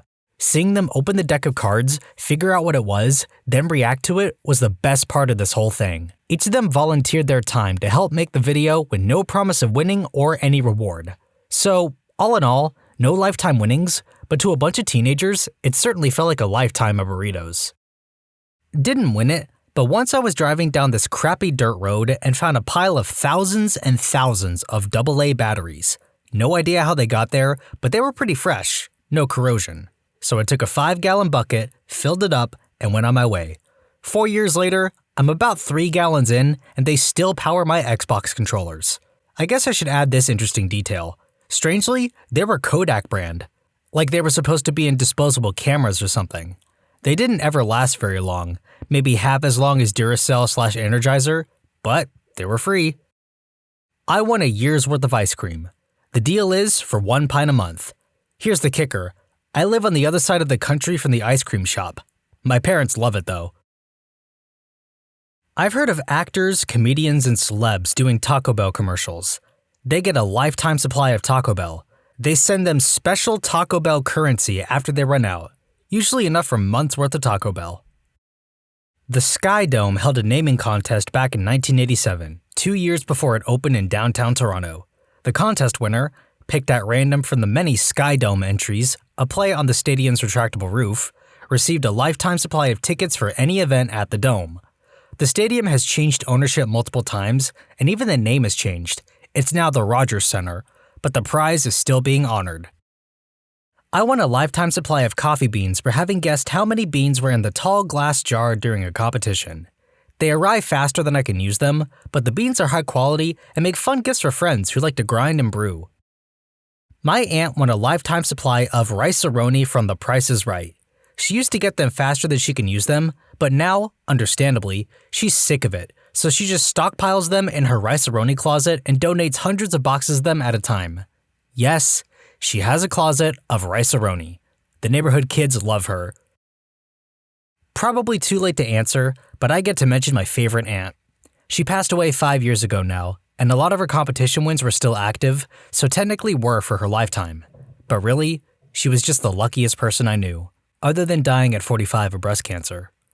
In the time I was aware of her competition entering, she won a car, a free cruise for 2 people for life, a lifetime supply of ice cream, dog food, and some type of chicken nuggets. She won a Coke vending machine that will be refilled for free monthly for a year supply of spaghetti, a lifetime supply of dishwasher tablets, multiple holidays, a free landscaping of her yard, plus tons of stuff I can't remember. She absolutely loved entering competitions and actually had a dedicated room in her house for it. She was actually pretty good with tactics, tended to enter comps that required answering a question with more than 25 words, because she said these were least likely to have lots of entries. I miss her dearly. She was so full of life and loved talking about her hobby. As far as I know, the lifetime supply of things she won actually continued after her death. The ice cream and dishwater tablets, anyway. My high school geometry teacher's son won a contest where he was featured on boxes of Kraft mac and cheese and also got a lifetime supply of it. He had a picture of it / a cutout of the box on his desk, which was hysterical, and all I remember was him complaining about how sick he was of mac and cheese. I won a lifetime supply of Vegemite. It was only 2 jars. When I was a kid, I won 2 free Blockbuster rentals a month for life. It was awesome for a while. Now, it's not going so well. It wasn't a lifetime supply, but it was a year's supply of flavored milk. The company hosting the competition is based in Perth, Western Australia. The goal of the competition was to rename each flavor of milk to something uniquely Western Australian based on its color. In my case, I renamed the spearmint flavored milk, which is green, to Transperth, which is the public transport service in Western Australia. I came in second place for my submission and won a year's supply of flavored milk. Unfortunately, they couldn't figure out the logistics of sending me the milk, so in the end, they just transferred the equivalent amount of money into my bank account. I think it was about $1,200 or so. The money is long gone and well spent, and the irony is that I don't think I spent any of that money on milk. Go figure. I won a year's supply of Whataburger. Won it in a raffle at the opening of a new restaurant. What it really was 52 coupons for free Whataburgers. So basically, 1 burger per week for a year. Edit. Because of the popularity, I guess I will expand upon this story. I was 14, I think, when my family won this. I am now 17. Once a week, my family would go to Whataburger, and because of the terms of the coupon, one person would get the free #1 combo, and everyone else would get what they wanted, but we would pay. Honestly, they still made money off of us doing this, even though they gave away 52 free burgers. I am still glad though, because it gave us an excuse to eat Whataburger every single week. And who wouldn't want that? What's the most cruel thing you've ever done? In high school, one of my teachers had rented a pager and numbers were on a Dymo strip along the side. Being high schoolers, we thought it would be funny to page it all the time with silly things like 8008135, spell it out, and 69. Finally, at the end of the week, the teacher looked at the pager and was clearly upset and said, "Man, someone keeps paging me nonsense, and my wife is pregnant and due any time, and we only got this so she could page me when she goes into labor so I can go get her." Oops, we stopped after that. That teacher played you guys. He knew you'd feel guilty and stop messing with his pager so that he could free it up to run his pimping business on the side. Most people I remember from high school would have taken this as an opportunity to page him, "Baby is coming now," or similar. This was when pagers only allowed you to enter in a phone number to display on the pager. When I was young, I had an argument with a friend, so I insulted him because his parents were dead. I went home, realized what I'd done, and cried my little eyes out. He came over as I was crying and comforted me. Still don't have words for that. You insulted him and he comforted you? That's a true friend right there. It was worth killing his parents after all. Done to myself, but my sister scratched my face and it didn't leave a mark. I really wanted to get her in trouble, so I ended up scratching myself really hard as evidence, and my mum still didn't believe me. So now I just have a little scar on my cheek from all those years ago. I got a hold of my high school nemesis' email and phone number, so anytime a survey, subscription, or anything that spams you came up, I signed that B word right up. I'm out of high school now, but I don't think I'll ever stop. Fricking hate that kid. I also used to take the pencil sharpener from where it was and use it literally inches from his face until he threw a little fit. Dude, there's a website where you can send Mormons to yours or other people's house. Of course, I would never encourage anyone to do something so cruel, but it is there. One of my friends did that to me. They showed up and I was confused for a second, then realized what must have happened and felt terrible explaining to them someone was pranking me. They laughed and said it happened all the time and they were used to it. Then they gave me a free copy of the Book of Mormon and left. Mormons are really nice people from what I've seen of them, but Jesus frick was that book weirder than the strangest sci-fi. I really don't understand how grown adults believe in that crap. I'm looking at pictures of Jesus preaching to the freaking Aztecs, and people actually believe that crap. Blows my mind. As people who listen to my videos are used to, we got a little off topic here, but my lord is it funny to know that you can send out for a Mormon prank squad in this day and age. I was in 5th grade. We were on a field trip and I wrote on a wall, "Scott's mum is a working girl." Then Scott went, "Dude, my mum is dead." Then I changed it to, "Scott's mum was a working girl." That's terrible. But it's also pretty funny, unfortunately. As a child, I remember my mother taking my sister and I through McDonald's drive-thru and ordering each of us a burger and fries. We were fairly poor back then, but Mum splurged and let us each have the treat. When we got to the window, my sister and I started whining about it not being a Happy Meal and not getting the toy. In the grand scheme of things, it's not necessarily cruel, as a child is thoughtlessly cruel to their parents all the time. But as an adult, I die on the inside when I realize how humiliated my mother must have been to not being able to afford the Happy Meals, and some nice teenager in the window gave the boxes and toys to her anyway. I apologized to her a few months ago for being such an ungrateful brat, and bless the woman, she doesn't even remember, and here I've been cringing off and on for the last 2 decades over it. I cringe when I think of all the thoughtless, ungrateful things I said or did to my parents when I was a kid. I'd like to think that neither of my folks remember any of it, or that they wouldn't have held it against me and put it down to kids being kids. I miss my mum and dad. Drove my college girlfriend to an on-campus party in her car. I had the keys. Found out at the party that she was cheating on me with a guy that was a friend at the party. Told her to get the frick out. As she walked down the street, I pounded a beer in the front yard. Realized I still had her car and dorm keys. Said, "Hey, B-word, you forgot your keys," and threw them at her. She was maybe 30 yards away under a streetlight. Keys hit her in the back of the head and she dropped like a sack. I instantly felt terrible and still do 25 years later. Her dropping like a rock under the streetlight without even making a sound is still stuck in my head. Even though she cheated, that was uncalled for. We're all good now. All is forgiven. I'm chronically ill. When I was younger, we didn't know what was wrong with me. Weekday mornings were awful because I was in an exorbitant amount of pain, and more often than not, I could not go to school. I would relay this to my mum, who would insist nothing was wrong with me and that I needed to get up and go. This was shortly after moving to the other end of the state and starting middle school, so I became extremely depressed. One day, while sobbing, I told my mum she was the reason I didn't want to live anymore. Of course, it wasn't her fault, and that's not really what I meant. I was just a kid in too much pain. Years ago, my then wife, who I was desperately in love with, cheated on me. I caught her blowing a friend of mine. We had a 7-month-old son at the time. I was devastated. For financial reasons, I couldn't leave, so we continued to live in the same house, and I was rocking the couch. 2 weeks or so later, she comes to me with a positive pregnancy test. Frick. Whose is it? No idea, still don't know almost 9 years later. I decide that maybe I can get past this. We went to marital counseling a couple of times, but after the third visit, the therapist was amazing, she doesn't want to go anymore. She's secretive but insists that she wants to make it work, and like an idiot, I trust her. Few weeks later, I see some messages on her phone, and she's still talking to the crapbag friend of mine. I decide, frick this, and tell her I want a divorce. Crapbag friend also tells her to F off. Now she's devastated and realizes she's facing being a single mother of 2 at 24 years old. She panics and really starts trying to put in work to save our marriage. It's too late. I'm ice cold. Frick this B-word. I moved in with a buddy of mine and come by every day to see my son after work, but no conversation with his mother. Months go by and the little guy is born. I accept him as mine. I've got custody of both now, incredible kids, and the ex figures this will get me back. I'm still filled with intense rage for what she did to me. I start talking to her more, friendly and often. She gets comfortable with me and we message each other often. She tells me she still loves me all the time.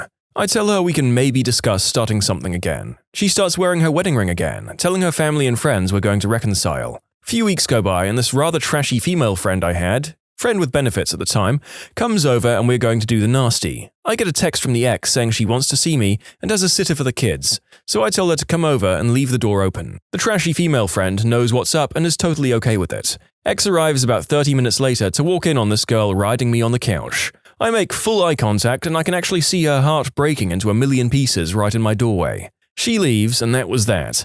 It was freaking cruel and I regret it. Pro tip for the readers at home, being as bad or worse than someone who hurts you never makes you feel better.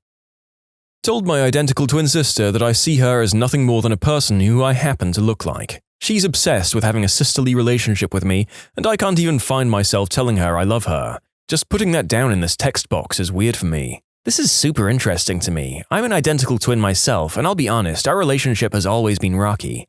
We spend as long as 8 months not talking to each other over stupid crap. Luckily, now that we live almost 30 minutes away, we've never been closer. I've also noticed that with a lot of twins, their relationship is either inseparable or rocky. Why do you feel the way you do with your sis? Also an identical twin, and my brother and I used to say the most horrible, hurtful things to each other.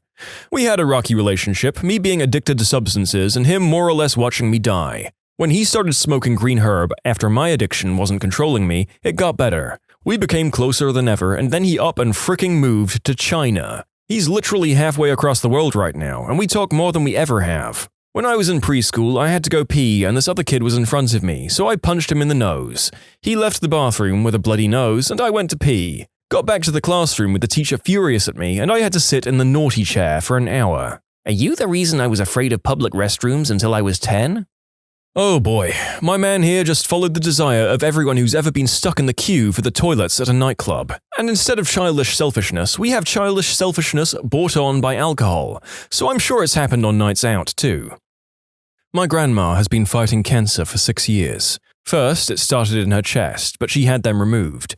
Then it spread to her bones and skull. Right now, she's living with my uncle, aunt, and their children, but none of them seem to really care about her. Now, she's always been able to do things for herself, but for the past couple of weeks, it's been really hard for her. No one told us, and when we came to visit, she only weighed 88 pounds and was looking really bad. She told us no one had come into her room for a week and she'd eaten not a thing. So my mum told me that I was staying to take care of her. I absolutely didn't want to because this family is absolutely horrible to each other and I didn't want to deal with their bratty kids or their incessant gossiping and psychotic ways.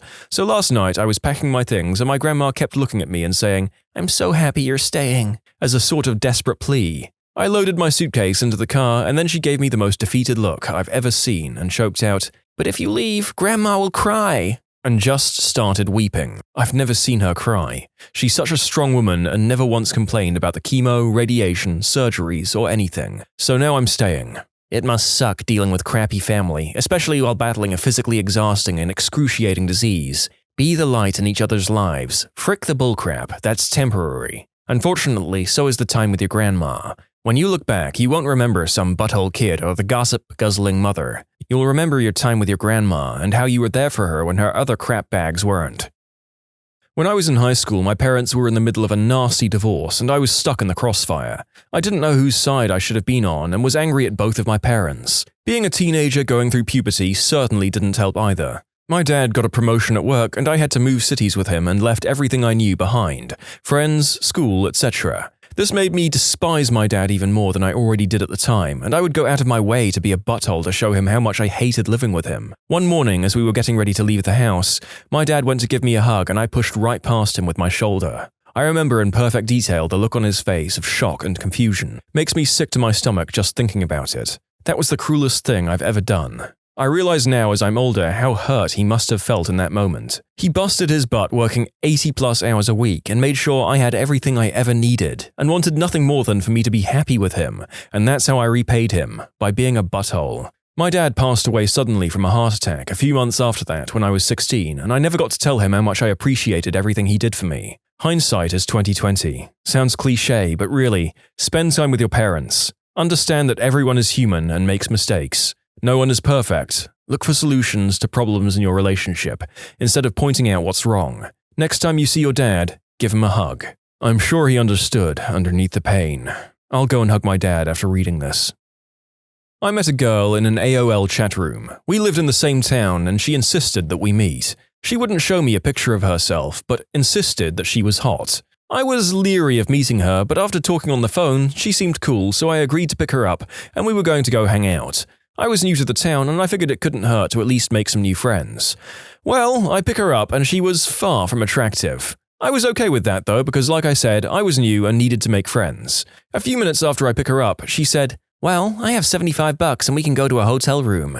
I was way not interested in that and said, "No, let's go to a movie." She kept insisting about getting a hotel and all the things she wanted to do to me. It was really overbearing. Eventually, I'd had enough. I pulled into a gas station and told her I was thirsty. I gave her a $10 bill and asked her if she would grab me a Sprite. She happily jumped out of the car to get it. As soon as she stepped inside, I peeled out of there and went home. Actually went and played a game of tennis, leaving her at the gas station. I want to add that we were a good 25 to 30 minutes from her house when I dropped her off. I was living in a desert climate at the time and it was a good 112 degrees out that day. Stabbed a kid in the thigh with a ballpoint pen in 7th grade math class because he told me to stop interrupting him. I stabbed someone with a pencil in high school. I don't even remember why. Neither does he actually, but we became friends and anytime we disagreed on anything, he'd go, "You stabbed me!" Let it go, Joel. You were fine. In elementary school, there was this kid, I'll call him Bob, who I just couldn't stand. When we were in 3rd grade, things escalated and we got in a couple of fights. The first time he poked me in the eye, I don't believe he intended to though, and I had to wear an eye patch for 1 or 2 weeks. Later that year, I decided I'd had enough of him and grabbed his backpack, threw it on the ground and stomped it. Our parents got in touch and decided an apology was due, and so his mother brought him over to us. While our mothers were talking, we started playing. We probably got bored. We're best friends for almost 10 years now. When I was in my teens, I started talking with this girl on MySpace. I don't even remember how we became friends on there because she lived in a completely different state, but it probably had to do with the fact that we were both going through this emo/punk phase. We'd talk every day and even got comfortable enough to exchange phone numbers and started talking on the phone. Then we started throwing around the word love. I was a dumb teenager and thought that I did have feelings for her, but really I didn't know her that well and was more infatuated with the idea of being star-crossed lovers or whatever, and it was nice having someone to talk to. We would always say how great it would be if we didn't live so far away from each other. One day she tells me she's coming to Chicago. At first I'm excited and we plan to meet up, but then on the day of I get second thoughts. I'd barely known this girl for like a month or so, and here she was, hundreds of miles from her home, coming to see me. It became much too real for me, and I was freaked out. So I stood her up. She called my phone and left voicemails and text messages, but I never returned them. I ignored her until I knew she was back home. I then said sorry to her in a message on MySpace and started distancing myself from her. I still feel terrible about it. We were just two lonely kids and she went out of her way to see me, and I broke her heart. Back in college, I used to own an 11-foot-long, 40-pound albino Burmese python, Butters. I owned a fair bunch of reptiles around that time, but Butters was by far the biggest and gnarliest. Super tame, gorgeous, and ate fairly large rabbits once every other month-ish. The thing is, when you have a snake this size, part of the way you keep them being tame is by feeding them pre-killed food. The thrill of a snake taking down its prey can be an allure for some, and my 5 to 6 foot boas did that with rats, but not for the big boy. I took the responsible route and opted for pre-killed dinner to keep him staying sweet. The most humane and budget-friendly way to accomplish this was to use a rigid pole, in this case a honey stick, and place over the rabbit's neck, making sure to only get the neck under the stick. I would stand on it while simultaneously lifting the body up and away with a turn to snap the neck. Several pops, a few seconds of feet struggle, then just gone. Short of constructing a DIY CO2 euthanasia chamber, that's about all I had to work with. It did the trick and the rabbits suffered only very shortly. Arguably a much quicker death than being bitten and crushed to death by a giant reptile. First couple of ones were pretty rough for me. I broke down and cried a bit. Ultimately, I accepted my fate. I decided to care for this animal, so I'll do what needs to be done to give it proper care. I had a wonderful several years with Butters and my others before ultimately downsizing the stash. Found a wonderful home for Butters with a rescue shelter. They were thrilled about the massive living enclosure that came along with my donating him. So yeah, used to own a huge python, it ate rabbits, I had to snap the necks of the rabbits for the snake. Pre-killed food is ideal for huge snakes. I once hijacked a tricycle from a girl in pre-kindergarten. Had to assert my dominance. Were you in pre-K at the time, or was it like the girl was pre-K and you were 34? Oh, he meant today. He wrote this post while pedaling like the wind. I really hope that the original poster meant that he hijacked the trike when he was a small child, but then again, the alternative is just so gosh darn funny. I beat a man until he was blind in his left eye. Not a day goes by where I don't feel regret about it. Does this have a story, or do you just go around beating up left eyes? The dude was stealing from my truck and was whacked out on some substance. He seemed like a threat, but I pushed it way too far like a piece of crap.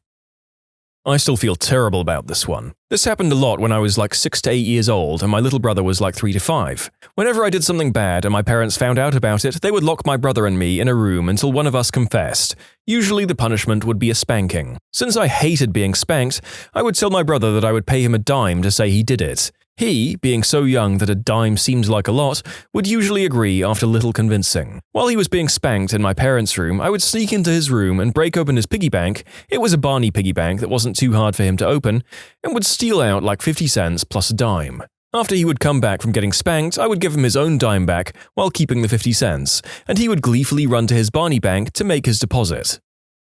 My friend, let's call him A, and I were walking down the hall in school. Walking roughly 5 feet in front of us was this annoying freshman who was wearing a shirt that said "Cash" with a K on the back. So I asked my friend, "Why does his shirt have Cash with a K?" The answer was, "That's just how his name is spelled." "And why did he shave his whole head?" "I think he had cancer." "Is that cancer with a K?" This is some relentless crap I should not have laughed at. Oh, for me, it's a tie between my top two. In high school, my homeroom teacher was this old Vietnam War vet who had severe PTSD. Being a lifelong military brat, you'd think I'd be sympathetic, but a wake and bake kind of impaired my judgment. I pulled the little firework out of a Christmas cracker. I lived in the UK at the time and brought it to class for no particular reason. In class, I got the guy sitting next to me to set off the little popper in an attempt to freak him out, hoping for a funny reaction. Instead, he just got really silent for the rest of the period and just stared into the distance the whole time. And number two, before I met my wife, I was set up on a blind date with a friend of a coworker. I met the girl and we talked. She wasn't really my type physically. I did my best to inform her of this gently, then proceeded to ask her if she had any friends that were my type that she could set me up with. She did, and that's how I met my wife. Strangled a boy in middle school because some of my friends said that he was talking crap behind my back. It was messed up because he started to vomit when I let him go, and he was crying real bad. I felt really bad that night and couldn't sleep. I apologized the next day and told him to strangle me to make amends, but he declined. I felt like I owed him something, so I let him borrow my PS1 for the weekend. We became good friends after that. Now it's the only way he can get hard. You're a monster. On a Friday night in high school, we had 50 cents left. Our parents were about to pick us up at the end of a night downtown, arcade and stuff. What could we do? We went through the phone book and grabbed an absolutely random person. We ordered them 2 pizzas with extra large, only anchovies, no cheese, to be delivered at 10 p.m. So that was 25 cents. With the last quarter, we ordered the same person 2 dozen roses with a note saying, "Sorry for the pizza," to be delivered at 10:15 p.m. Babysitters of Reddit. What were the weirdest rules parents asked you to follow? I was told that the only thing she specifically wasn't allowed to do was eat a bowl of sugar. I mean, babysitter or not, this is just good advice. I wouldn't want to be the person consuming 150% daily value of their sugar intake. I had to change the kid's cloth diaper every 2 hours on the dot. The kid was 6. I assumed it was for some sort of disability or something, but no. His parents just didn't want to potty train him, and the kid was content with being babied. I remember just making the kid put his own diaper on and encouraged him to use the bathroom if he had to go. I never went back. I had to put the kids to sleep with the CD player going. That wasn't the weird part. It was a recording of their parents basically going, "Molly, you are wonderful. You are a star. You're going to shine bright." That isn't super weird, but it was like several hours long, and apparently they listened to it every night. Yes, I have someone watching my turtle while I'm on vacation over Christmas. As a joke, I printed out the daily affirmations, "You are the best turtle," "Your turtle shell brings all the boys to the yard," etc., and said she has to read them to Tammy every day. My friend did not find me funny. No hot sauce after 9 p.m. To give some context, the kid loved hot sauce, but his folks were super overprotective. Maybe they had heard of people eating too much hot sauce and throwing up as it would not settle? Honestly, the kid was made of solid steel. We went to Taco Bell pretty much every time I babysat. My mom told me a story of when she had to babysit during her teenage years. She did it for this religious family whose church did not believe in television or their members watching it. She would bring a portable TV with her to watch once the kids were asleep. The parents came home and they were captivated by it. They would invite her over just so they could watch television. Not necessarily a rule, but the first time I went to their house, they told me about their daughter's very serious peanut allergy, walked me through the EpiPen, prevention, phone numbers of their neighbors who were doctors. All fine so far. I took this very seriously. But then the mother put her hands on my shoulders and said, "If she dies, we wouldn't blame you. It wouldn't be your fault." While I appreciate the thought, this freaked me out and I was 100 times less comfortable. This has the same energy as going up to someone and just saying, "It's not your fault.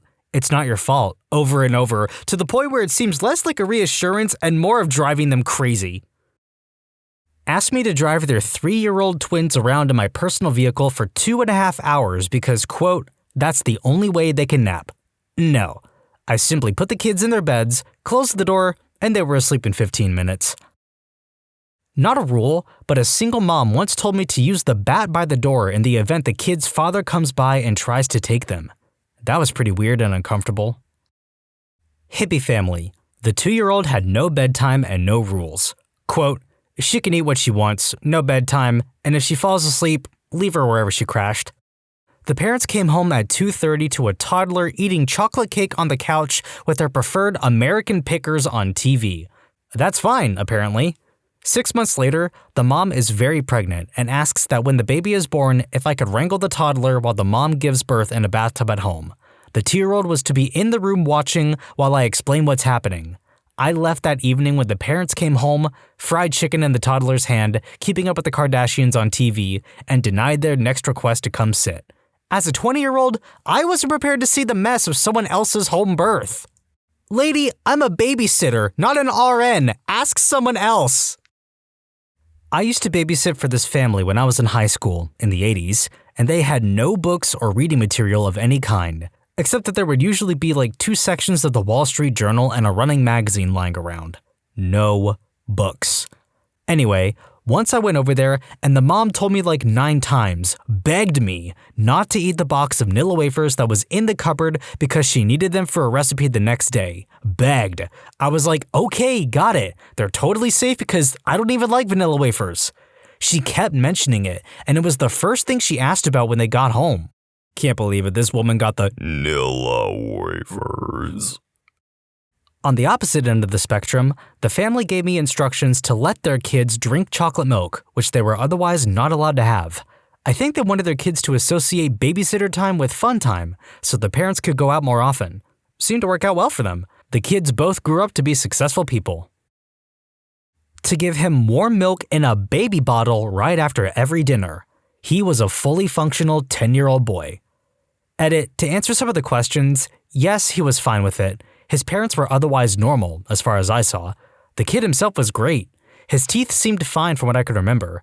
Not that I really would have paid attention to that back then, but I just found him on Facebook, and it looks like he did have braces around 14 to 15 years old. If Brady stands by the door, it just means he needs to go out, open the door, and let him back inside in a few minutes. Brady was a 4-year-old boy. OP, are you sure? Are you really sure that you weren't dog-sitting at the time? That might have actually been my mom and little brother. When my brother was 3 to 4, he was learning to pee like a big boy in the big boy potty. Well, Mom turned away for a second to do something, and my brother must have nudged the toilet lid or something because it came down and smooshed his boy parts. He was terrified of the toilet for a year. He told everyone that, quote, "Potty busy," and he refused to use anything resembling a toilet that year. Mom didn't want him to regress back to diapers, so she let him pee off the back porch and convinced him to poop in a little kid's training potty. He refused to pee in it, though. I'm sure anyone that babysat us during that time was confused and concerned. If you like what you're hearing, remember to hit subscribe and check out Am I the Jerk, linked in the description below. Thanks for watching!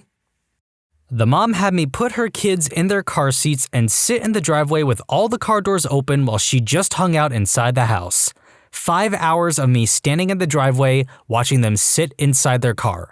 Never returned. Edit, I meant to say I never returned to babysit for her again, not that the mother mysteriously disappeared. As for people asking why I didn't take them somewhere, she specifically asked me to just sit in the driveway with them. I also didn't have my driver's license yet, so I couldn't have taken them anywhere, even if I wanted to. The kids were twins who were 4 years old, I think. They were weirdly well-behaved and didn't complain about what we were doing. To this day, I have no idea what she was doing inside or why she didn't just let them play in the yard. I am just as confused as you. Oh my god, thanks for asking because you reminded me of a weird thing. The 3-year-old daughter had to watch this VHS tape of a live Fleetwood Mac concert before bed. I was like, okay, cute. That's adorable. 3-year-olds love the weirdest things. She's so quirky, and this'll be fun. But she didn't love it. She always wanted to watch Land Before Time instead, but it was always on the note left for me. Like, pager number, pediatrician, chicken soup for dinner is in the fridge, and watch Fleetwood Mac at 6:30 before bed. Obviously, the family eventually found out I wasn't making her watch it, as I had no freaking reason to believe it was a secret. They were clearly upset by this, and I was never called back to babysit. So that was weird. Wasn't a rule, but on my first day, they sent over an adult male friend of theirs who asked to come in. I said no, and was then told I was being tested and I had passed. This reminds me of the time my dad called our house phone when I was 8 or 9. My parents had gone to the movies and my 15-year-old sister was in charge of watching my brother and I.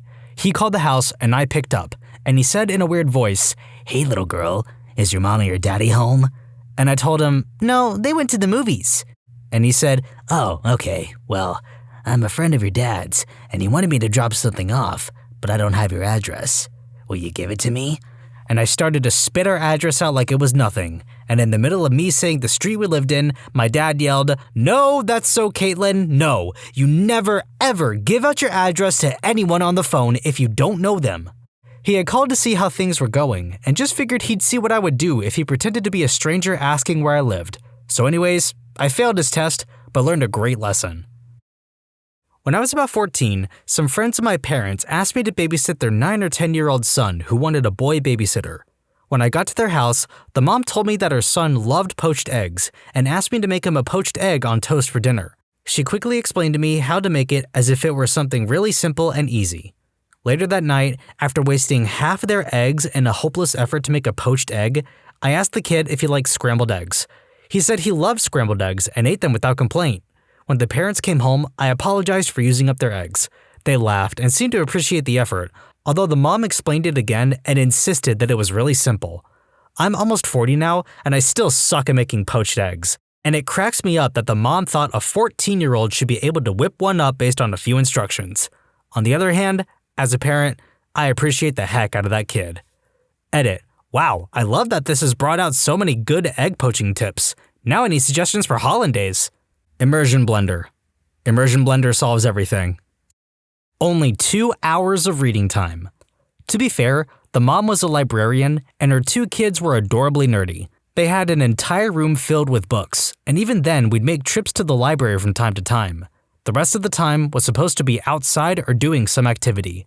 It was a super sweet deal too, because she paid not only for her kids to have a pool pass, but me as well.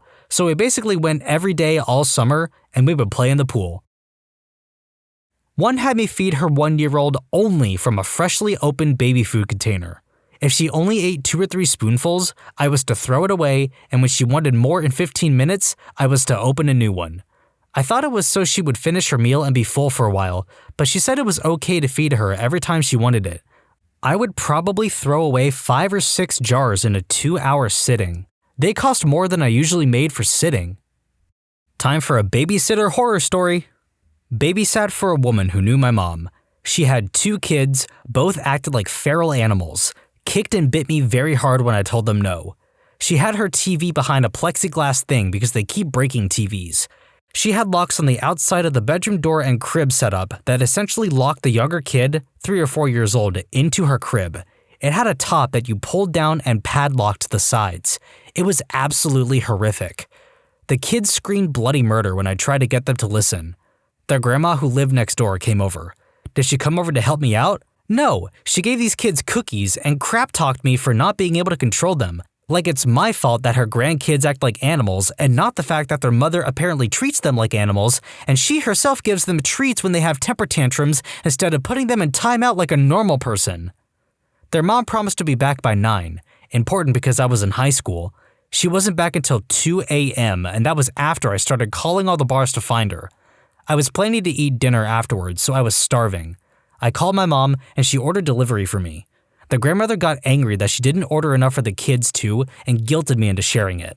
The mom finally came home, paid me $10 for 10 hours of babysitting, even though we agreed on $20 for 5 hours, and she proceeded to crap talk me next time she went out, saying I was lazy and a bad babysitter.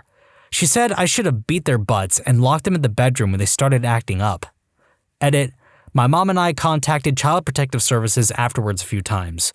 Unfortunately, nothing came of it. Where I live, they give people 24 hours notice before inspecting a house, so I'm sure she was able to hide whatever, or they just gave her a warning, I don't know. I never babysat there again. Not a babysitter, but my friend was 24 and his parents asked him to watch their house while they were gone. They left a list of rules and instructions. It was on a laminated paper and looked like something for a 10-year-old. He was not allowed to answer the door, and if someone kept knocking, he was to call the cops. The mother asked me to stop by the house to meet her 2-year-old son a week before I was supposed to babysit him for the first time. I pulled up to the house and saw that the young boy was standing at the glass front door with a t-shirt on and nothing else. I go in and I must have given the child a strange look because the mom started to explain that her son doesn't like to wear pants, so they let him run around pantsless with no diaper on, though he isn't potty trained. I told her that this made me uncomfortable and asked if I could put pants on him when I was watching him, and she got upset with me and said that they don't like to make their 2-year-old son do anything he doesn't like to do, so they let him run around without pants on, which unfortunately means he goes to the bathroom on the floor since he won't wear a diaper and he isn't potty trained. Not a rule, as I only went there once, but a very odd request. I used to work housekeeping at a hospital. A doctor that was frequently on the floor that I worked on asked me if I could watch his kids on Saturdays. He had 3 toddlers, ages 2, 3, and 4. His wife didn't work, but wanted time to go shopping and get her hair and nails done. I totally understand, as my son was 4. I was also allowed to bring him. I get there early as the doctor is getting ready to leave. He says he's cooking breakfast, and while he gets the kids fed and dressed, could I help change his wife's tampon? She drank a lot the night before and was completely passed out and was leaking and messing up their sheets. He's a doctor! I told him I should work for someone more than a few minutes before I go rummaging in their private parts and that I'd tend to the kids if he tended to his wife. What I really wanted to do was leave, but the kids would be home alone with their hungover mother, so I chose to finish cooking and stay. He went upstairs and sent the kids to the kitchen, where I was putting food on plates. After a little while, he popped his head in and said it was a short day. He was done upstairs and he was leaving. I never met the wife. He came home at noon, gave me $100, and I never spoke to him again. One woman I found through care.com was just generally pretty weird. Some of the weirder things were, only let the kids have 3 spoonfuls of peanut butter each. The boy might want to throw softballs at me. Just try to catch them to avoid getting hit. Also, if he doesn't want to brush his teeth, just hold him down and do it for him, even if he's screaming. Also, both times I babysat, she didn't tell me when she'd be home, and didn't show up until the middle of the night totally wasted. The first time she forgot to pay me, and I was too nervous to say anything, so she had me pick cash up from her mailbox later in the week. She shorted me $5. The kids screamed, hit, fought, and made messes the whole time, and wanted me to chase them around the yard with sticks. I did not. I also stopped going there. Get ready for a creepy story. I was 13 and was babysitting my neighbor's kids. It was my first time, so the parents walked me through all the rules about the bathroom and TV and food and bedtime, etc. Just as the parents were taking off for the night, the mom came back in and whispered to me, "Don't go into the basement." As a teenager in the 80s, my mind went to all of the scariest movies that had basements. I avoided the door to the basement all night until I had put the kids to bed. Then, I walked slowly to the door and put my ear against it. I heard what sounded like whimpering. And then, it sounded like sad laughing. I ran to the couch and started watching TV to get my mind off of it, but then I heard something fall in the basement and knew someone was down there. I really don't know how I got the courage/stupidity to do it, but I went over and opened the door. The whining instantly got louder. I went down just 3 or 4 stairs so I could peek down, and I saw a goat. Not a ghost, a goat. As soon as the goat saw me, he started bleating loudly. It scared the crap out of me. I went upstairs and the goat was still bleating loudly. So much that it woke up the kids. The oldest girl came out and said, "Did you open the door to the basement?" I said, "Yeah, why?" She said, "When you do that, Carlos thinks you're going to feed him and he starts yelling." Thank God I knew it was a goat first, because if she had said that before I went down, I would have thought Carlos was some kidnapped person in the basement who would yell for food. It became very funny to me. The mom came home and I told her what happened, and she almost died of laughing. They were repairing the goat pen and had to keep him in the basement for a few days. I still remember every moment of that night vividly. Edit, since a lot of people were asking, I think she told me not to go into the basement that way, either to mess with me, or she was so used to telling her daughters not to go down there that she didn't even think of how creepy it would sound to someone else. I bet that goat was probably driving her crazy over the last week. I never really had any rules to follow, but I did have one terrible mother. The mom asked me to babysit her 3 kids overnight. As I was in high school, I couldn't do it, so she said she could be back by 9 p.m. I figured it was fine and let my mom know, even though they only lived a few houses away. The kids were great. We played around, watched a movie, I fed them, and put them to bed. 9 p.m. rolls around and the mom was nowhere to be found. She hadn't left a number to reach her, and I figured she was just running behind. I cleaned up and watched some TV while waiting for her. 10 p.m. hits, not home. 11 p.m., nope. Finally, at around 12 a.m., I call my mom. I explain what's up, that I'm tired and have school in the morning, etc. She agrees to come and stay at the house with the kids till their mom shows up. Turns out, she didn't come home until around 10 a.m. the next morning, long after my mom had called Child Protective Services. She gave my mom $20 for 16 hours of babysitting. None of the neighborhood kids were allowed to babysit for her after that. When I was a kid, I got paid $75 a week to watch 2 boys over a summer.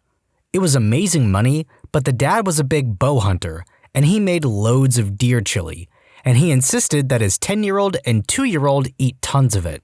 They loved it, but the 2-year-old would take these massive, awful, horrible, nasty chili dumps constantly. The dad explained all this to me, and my instructions were to just put him in the shower and hose him down. I was offered plenty of chili, but never ate any. I was babysitting a 3 to 4-ish-year-old girl and an 18-month boy. The boy had to be carried in a buggy, which is all very well, but I was supposed to add some kind of mini stairs, 2 steps on the back of it, so the girl could stand on it because her legs get tired, said parents while making quotation marks with their fingers. The darn thing hit my legs every time I took a step. That kid was also taught to not wait and look for restrooms when she needed to go and proceeded one time to take a dump in a public garden and wipe herself with a leaf with an ease that certified me that wasn't her first time. What was something you thought was grossly exaggerated until it happened to you? General anesthesia. 3, 2, 1, and suddenly I'm being moved to the recovery room. I always thought it was kinda cool how a 6-hour surgery can feel like 2 seconds when under anesthesia. The only time I was old enough to remember going under general anesthesia was to get my wisdom teeth out a few years ago. I was freaking out and one nurse had to console me as I was getting the substances put in my system. I started to feel it and it made everything feel better, kinda like the initial effect of morphine, and I remember doing a little dance in the chair and going, "Yeah, let's get this party started." And then it was 2 hours later and it was over. I always thought I could fight it. You cannot fight it. This was the scariest thing. I'd always imagined it would be like being asleep or being passed out, where you wouldn't feel anything or even be aware of sensory stimulation, but you would at least have some sense that time was passing. Nope, it's like a light switch. Off, on. Kidney stones. They're for real. I was out of the country and on an excursion, if you will. Actually, when I felt something weird about 3 inches up and to the right of my belly button. I didn't have back pains until later. When I got back into town, the pain had gotten a little worse and I thought nothing of it. The next day I woke up and it was more sharp pain, so I went to the local hospital and they did a sonogram to check me out. Spleen, appendix, and whatever else they checked for came back fine. They gave me some Vicodin and sent me on my way. I took these daily and was okay, but every once in a while I took a jolt which nearly brought me to my knees, but then went away. Fast forward to coming home. Was on the plane back and started having sharp pains again. Went to the restroom and peed what looked like cranberry juice. Had a small panic attack and went back to my seat and took the Vicodin. Still had 6 hours of flight time left. Was freaking out the whole way home. Back in the States, I went straight to the hospital and they couldn't figure it out. Told them about the sono and no kidney infection. I could see the concerned look on my doctor's face. So they did a CT scan. A couple of hours later, my doctor calls, "I have good news, it's only kidney stones." My initial reaction was, frick, if that's good news, what did you think was wrong with me? Anyway, the report came back TMC, too many to count. I had hundreds all over my kidney, but had a 9mm one stuck in my ureter. That night it moved and I was laying on the bathroom floor throwing up and couldn't move because of the pain. I thought I was dying, worst pain I could physically ever be in. My father had to come pick me up off the floor and take me to the hospital in the back of his Tahoe. They performed a lithotripsy, which isn't a walk in the park either. I went home that afternoon after passing 3 stones and who knows how many blood clots from the procedure. Since then I've passed 2 more that were small but still painful. I've not yet had these up to this point in my life and I live in eternal fear. Let's see how we go. Getting older. Aches, pains, less energy, more responsibilities. Never thought it would happen to me. In a similar vein, how much time speeds up as you get older. I'm 40 in a few months. This year it felt like it went January, February, April, December. Oh god, you're telling me. Seriously, where the frick did 2014 go? Also, 2013 for that matter. I feel like it should still be 2012 to be honest. Sunburns. I'm a brown guy and honestly, I thought my white friends were being dramatic about their sunburns. Then I decided to go fishing for 6 hours without any sunscreen. Oh yeah, sunburns suck. Dude, one time I got so sunburned I couldn't wear clothes for 3 days. I had to ask friends to bring food to my place because I couldn't go outside without clothes. When I woke up, the creases of the sheets would be imprinted onto my dry skin for hours. The very touch of air hurt my skin. It was one of the most painful experiences in my life. I developed a whole galaxy of freckles on my shoulders overnight. I came this close to skin cancer, I swear. I thought people who called in sick or whatever when they threw out their backs were sissies. Then I threw out my back. Holy heck, it hurt to do pretty much anything. I threw out my back and had bronchitis at the same time, the only time I truly wanted to die. At the ripe old age of 19, I started throwing my back out 2 to 3 times a year due to a congenital back problem. Thanks, genetics. I still brace myself every time I have to cough or sneeze, whether I'm having a good day or not. There's nothing quite like the hot, stabbing pain that radiates down through your legs and out the bottom of your heels. My dad threw out his trumpeting once. I didn't know whether to laugh or feel bad for him. Insomnia. Not being able to sleep is fricking maddening. When I was younger, I thought there was no way this could actually be a serious problem. I was wrong. Welcome to my world. What is even worse is if your significant other totally sleeps fine. Ugh. Watching someone else sleep like a little lamb while you're exhausted and still awake is infuriating. That was me every time I had a sleepover. Like, how the frick did you fall asleep in 5 minutes? Then I'm awake for another hour or two just thinking about how much I want to strangle everyone who can fall asleep in under 2 hours. Black ice. I had a suspicion it was mostly something people blamed for careless driving. Then I finally ran into some. Didn't crash or anything, but honestly thought my brakes failed until I parked, stepped out of the car, and nearly fell from the slipperiness. Black ice is some scary crap. Last year, some poor woman launched her car off an overpass after hitting black ice. I pass under this bridge on my daily commute, and it's about a 50-foot drop. She actually walked away from the crash, so she was okay, but my gosh, can you imagine? I would have been dead anyway from the heart attack. On a related note, snow tires. I moved from Arizona to Montana in December. I'm not a very smart person. My dad told me to buy snow tires before departing, but I couldn't find any in Arizona, oddly enough, and concluded my all seasons would be fine. I read a bunch of tutorials about driving on ice before taking off, and I got really good at pumping my brakes about halfway through Utah. Finally, in Idaho, I gave up and decided to try snow tires. I thought it would be a waste of money and wouldn't make a difference. I was wrong. As soon as the snow tires were on, I suddenly had full control of my car again. In conclusion, my dad was right. I always thought hearing adults talk about their nieces and nephews like they were such a huge part of their lives was stupid. I barely know any of my aunts or uncles or cousins or whatever, so it always seems like they were just playing the niece card to make it seem like they have more responsibilities than they really do. Now, I still don't have any nieces or nephews, but my mum married a guy with a pregnant ex-wife when I was 15, and I tell you, that kid is my girl. I've changed my entire lifestyle, my opinions, and how I treat others and the future because of the responsibility I feel towards being there for her and setting a good example. I love her to death. I want to be a role model and live my life in a way that she can be proud of one day. I never realized what it felt like to watch a little baby grow up into a brilliant kid, or how important a child can be in your life even if they're not yours. And she's not even my blood. I get it now. Falling in love. Lemony Snicket sums it up perfectly. One of the remarkable things about love is that despite very irritating people writing poems and songs about how pleasant it really is quite pleasant. The day some sappy love song comes on and you're like, yeah, I get what they're talking about. How painful a badly cramping muscle is. I didn't buy it, then I had one when swimming one day, and I actually thought I was going to drown. My wake-up call one morning was a double hamstring plus a calf cramp. I don't know the odds of that happening, but my gosh, it was terrible. Eat a frickin' banana. All y'all motherfrickers need potassium.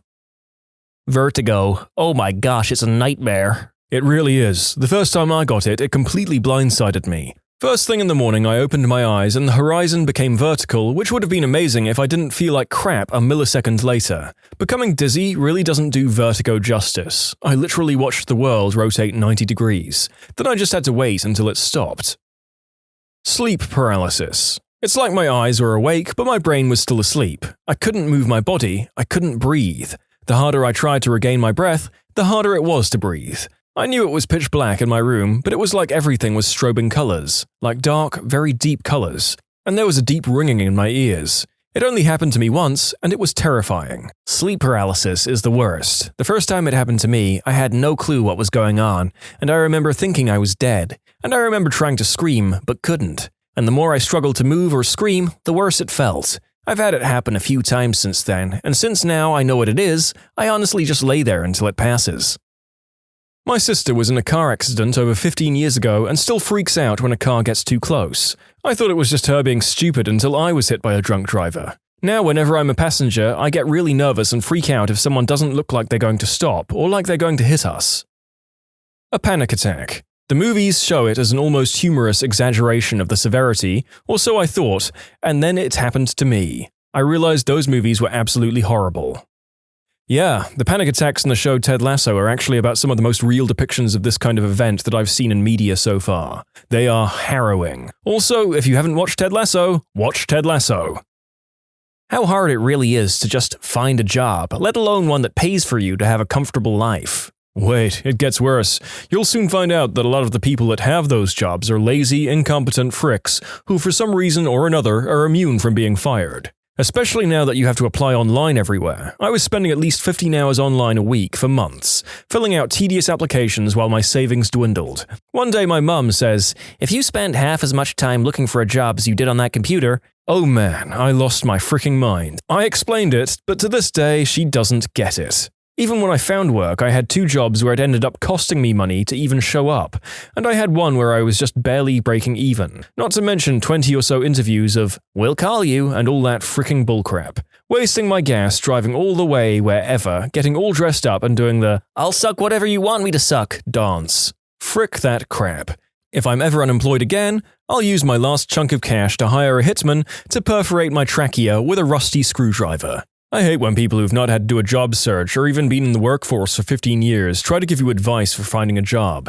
You just want to shake them and yell, "It isn't like that anymore." The whole system is different. The advice you're giving me is outdated and basically worthless. Bad period cramps. For those who don't know, cramps can vary in pain level with age. When I was younger, I thought I just had awesome pain tolerance or that cramps really weren't that bad, as I've had a lot of painful experiences.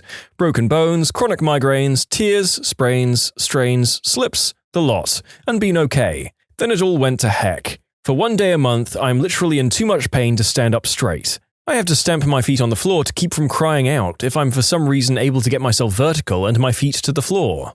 If I'm lucky enough to have the day off, I curl up around the toilet and just cry because I'm in so much pain I want to throw up. But since throwing up won't make me feel better, I just lay there hugging Ralph the big white phone for moral support. It's so painful I can't think. It's easily at the same pain level as a bad migraine or throwing my back out, both of which I've experienced. Holy frick, ouch. The kind of depression that makes it physically impossible to pull yourself out of bed in the morning.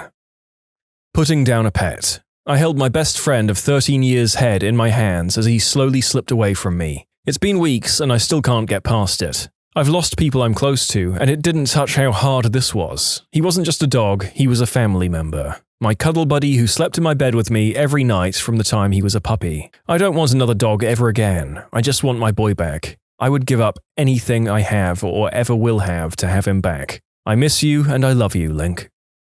Toxic relationships. I always got mad at my cousin for not leaving a guy who horribly mistreated her, and then got into a similar relationship and it was really hard to get out. People are also unsympathetic to child mistreatment that spills over into adulthood. People always say, "You should have moved out earlier," or even worse, "They're your family, you should forgive them for what happened in the past." No, it still happens whenever I see them. I won't forgive a life of mistreatment. No one would say anything like that to someone who'd escaped a terrible partner. My mother had complete control over me and had even raised me to think she could read my mind at all times. It sounds stupid now, but when that's all you've ever known, it can be difficult to change the way you think. I never misbehaved as a teen, yet I was always a problem child, and my mother still tells the story of my life in terms of my anger issues and attitude problems. I wasn't allowed to go out even when I was 20. I wasn't allowed to work at all, to the point where I'm now panicking almost nightly about getting a job. I was yelled at, hit, and subtly insulted to the point where I have no confidence in anything I do, even though objectively I know I'm capable of dealing with a lot. I have nightmares most nights about being trapped back at home. I get really jumpy when I travel alone because I was actively taught that women like me get taken advantage of for being stupid enough to go out without other people for protection. It really hurts too when people expect 20 years of horrible treatment to be fixed by 2 years with lower contact with the one who mistreated me. My friends get mad at me for being overly sensitive when they tease me jokingly. I was traumatized with similar techniques. It would just be nice if more people around me understood what it's like. The pain of getting cheated on, consequently realizing you can't trust a person who you've given your heart to. I thought it was so dramatic and a call for attention when I heard other people complain about relationship problems. Little did I realize it was literally like a knife stabbing you in the chest. This. When I found out my ex was cheating on me and got one of the girls, there were multiple girls, pregnant, I literally collapsed on the floor in the middle of my dorm room. I have never and will never bawl again like I did then. I cried every day, multiple times a day. People would say the usual, "Hey, how are you?" and I would lose it. Never have experienced pain like that. My first girlfriend, who I was with for almost 2 years, cheated on me, and that crap cuts you up way worse and in so many more ways than you're led to believe. There's the obvious feeling of betrayal, and then there's everything it does to your confidence, and the fact that you feel like you can never trust anyone ever again, not just a significant other, but also friends who could have known, and then there's more deep-rooted crap like how emasculating it is, or what people who knew it had happened before you did must have thought about you. And then you're going to start going around in circles feeling like a bad person because all you care about is your place as a man and so on and so forth. My ex actually introduced me to the guy she cheated on me with between the time it happened and the time that I found out. Even the slightest thought of what he must have thought of me at that point makes me want to flip my crap. Never cheat and never be the person that someone cheats on someone with. That crap doesn't just cut you up, it changes you for life. How loud small arms are. I knew intellectually that they were noisy, but unconsciously assumed they were a movie or video game volume. Went to a firing range and shot a variety of them. Even with ear protection, they still feel overpoweringly loud, and it's clear as day you'd damage your hearing if you fired them without taking any safety precautions. Can't look at most movie gunfights the same again. Also, I had earplugs in and those gun range earmuffs over the top. Also, how hard it is to hit anything, especially with a smaller weapon like a gat. You think you're properly aiming down the sights, then you fire, there's a big flash and it kicks back in your hand, and you look at the target and realize you were way off. And that's taking your time in a controlled environment. I couldn't imagine trying to be accurate under pressure while trying to hit a small moving target, not without a crap load of training. Yep, being at an indoor range is one of the most disorienting experiences a man or woman can subject themselves to. I'm pretty sure that even with the proper protection, all regular patrons must need hearing aids later in life. Just Texas. Alright, I'm being a smart aleck, but I'm also being very truthful. I've lived in a number of different places because I was a military brat and a vagabond, and I've encountered a hell of a number of different people. As an adult, moving to Texas surprised me. I thought I'd find it had been exaggerated, but the appetites, the personalities, the pride, all of it are bigger in Texas. They fricking love their state. The pain you feel when and after eating a ghost pepper. I thought people on YouTube were just exaggerating to get views. I have an Indian flatmate who cooks with those. She must be immune because the other day I came in after work and suddenly it was like I'd walked into a cloud of napalm. I was on my knees coughing and crying and she just looked down from the pan and rolled her eyes. It's not that bad. I thought I was going to die. Obsessive-compulsive disorder. I remember as a kid watching one of those MTV True Life documentaries about people with OCD and thinking about how ridiculous it was. I mean, why can't these people just not wash their hands 50 times a day? Why can't they just lock the door once and be done with it? A few years later, when I was around 16, I started to develop some strange habits. For instance, if I heard even just 1 second of any song on my iPod, I would have to listen to the rest of the song in its entirety, down to the last second. So if said song ended and I didn't get my iPod paused before the next song started, I would have to listen to that song in its entirety. These were the first signs of horrible things to come. Over the next 5 years or so, my OCD manifested into almost every facet of my life in different ways. The compulsions would get more and more complex to the point where I would spend hours trying to fix it. Life was miserable and every day was a challenge. I could go on all day about the different compulsions and manifestations, but this is already the longest post I've ever made. I did get better for the most part, it's not ruining my life anymore and it's pretty dormant most of the time, but every now and then it creeps up and tries to bite me. I've learned to fight it pretty well though. The happiness of a stable, healthy, loving long-term relationship. I wish this were higher up in the list. My significant other and I periodically ask each other, when does it get hard? Because we're both from dysfunctional families. We've both accomplished so much because we support each other in a way I didn't know was possible. The nights we check out of adulthood to make pillow forts and eat ice cream for dinner make me feel like we're in Calvin and Hobbes. I've been told by cynical people, oh, you're still in the honeymoon phase? You'll start having fights soon. Like we're just too dumb to get into fights yet. We've been married 6.5 years exactly today, and we've been living together for more than 9 years. I think if we were going to start fighting, we'd have done it by now. Literally not a single fight in that entire time. Not to me, but to a very close friend, getting taken advantage of on a date. She simply wasn't the same person anymore. She went into a shell and refused to even seek help. It took almost 2 years of convincing her to take her to a therapist, and 3 years after that for her to almost come back to her old self. But even now, she refuses to trust men. Getting a bad, we're talking 2nd or 3rd degree, burn. I've broken 3 bones, gotten a multitude of concussions, had surgery and much more, but when I got 2nd and 3rd degree burns on my chest, nothing compared. The pain is unending and you can't escape it. You know in movies when that scary monster or psycho murderer is coming for a character and they just freeze in their tracks? You start yelling at the screen, "Run away, moron!" Yeah, well, that totally happens if you get scared enough. Your whole body just freezes to the spot even when you desperately want to run. It's horrible. Walking home from the bus in middle school, I had to pass this enormous Rottweiler that lived in a small yard enclosed in a 3-foot fence. Not nearly enough to keep it in. The dog would bark furiously from the moment it saw me until I went out of sight. I was terrified every day. I generally liked dogs, but there was no question that this one could maul me. Well, the inevitable happened and it jumped the fence. I tried to scream, tried to run, but couldn't do anything but cry. It was awful. I couldn't attract anyone's attention or help myself. I felt so scared and alone. Like you, I always thought it would be easy to get myself out of danger. It's not. Lucky for me, the Rottweiler wanted to only lick my hands and get a little pat. But man, was I scared. What was your funniest time walking in on somebody in the buff? I work at McDonald's, and one day while I was handing a woman her food, I saw that she was in the middle of sending naughty pictures of herself. When I was living in New Zealand, one night my roommate brought home a guy from a bar, and they did the deed on the couch. It just so happened that the couch was on the opposite side of the wall from my bed, so I heard it all. But that's besides the point. The next morning I woke up to a text from a different roommate saying that there was a clothless guy on the couch. I casually went to the bathroom to sneak a peek, and there he was, all in his glory, passed out on the couch. The roommate who brought him home was nowhere to be found. We later found her curled up on the bathroom floor, also in the buff. And now they're married. The end. That's not how you do a one-night stand at all. As a kid, I always went to summer camp in a different state, and we would often take multi-day canoe trips around the general area. On one of these trips, after a long day of paddling down a river, the trip leader decided to stop on an island and set up camp for the night. As the day progressed, the sunshine turned to rain, and before we knew it, it was a full-on monsoon.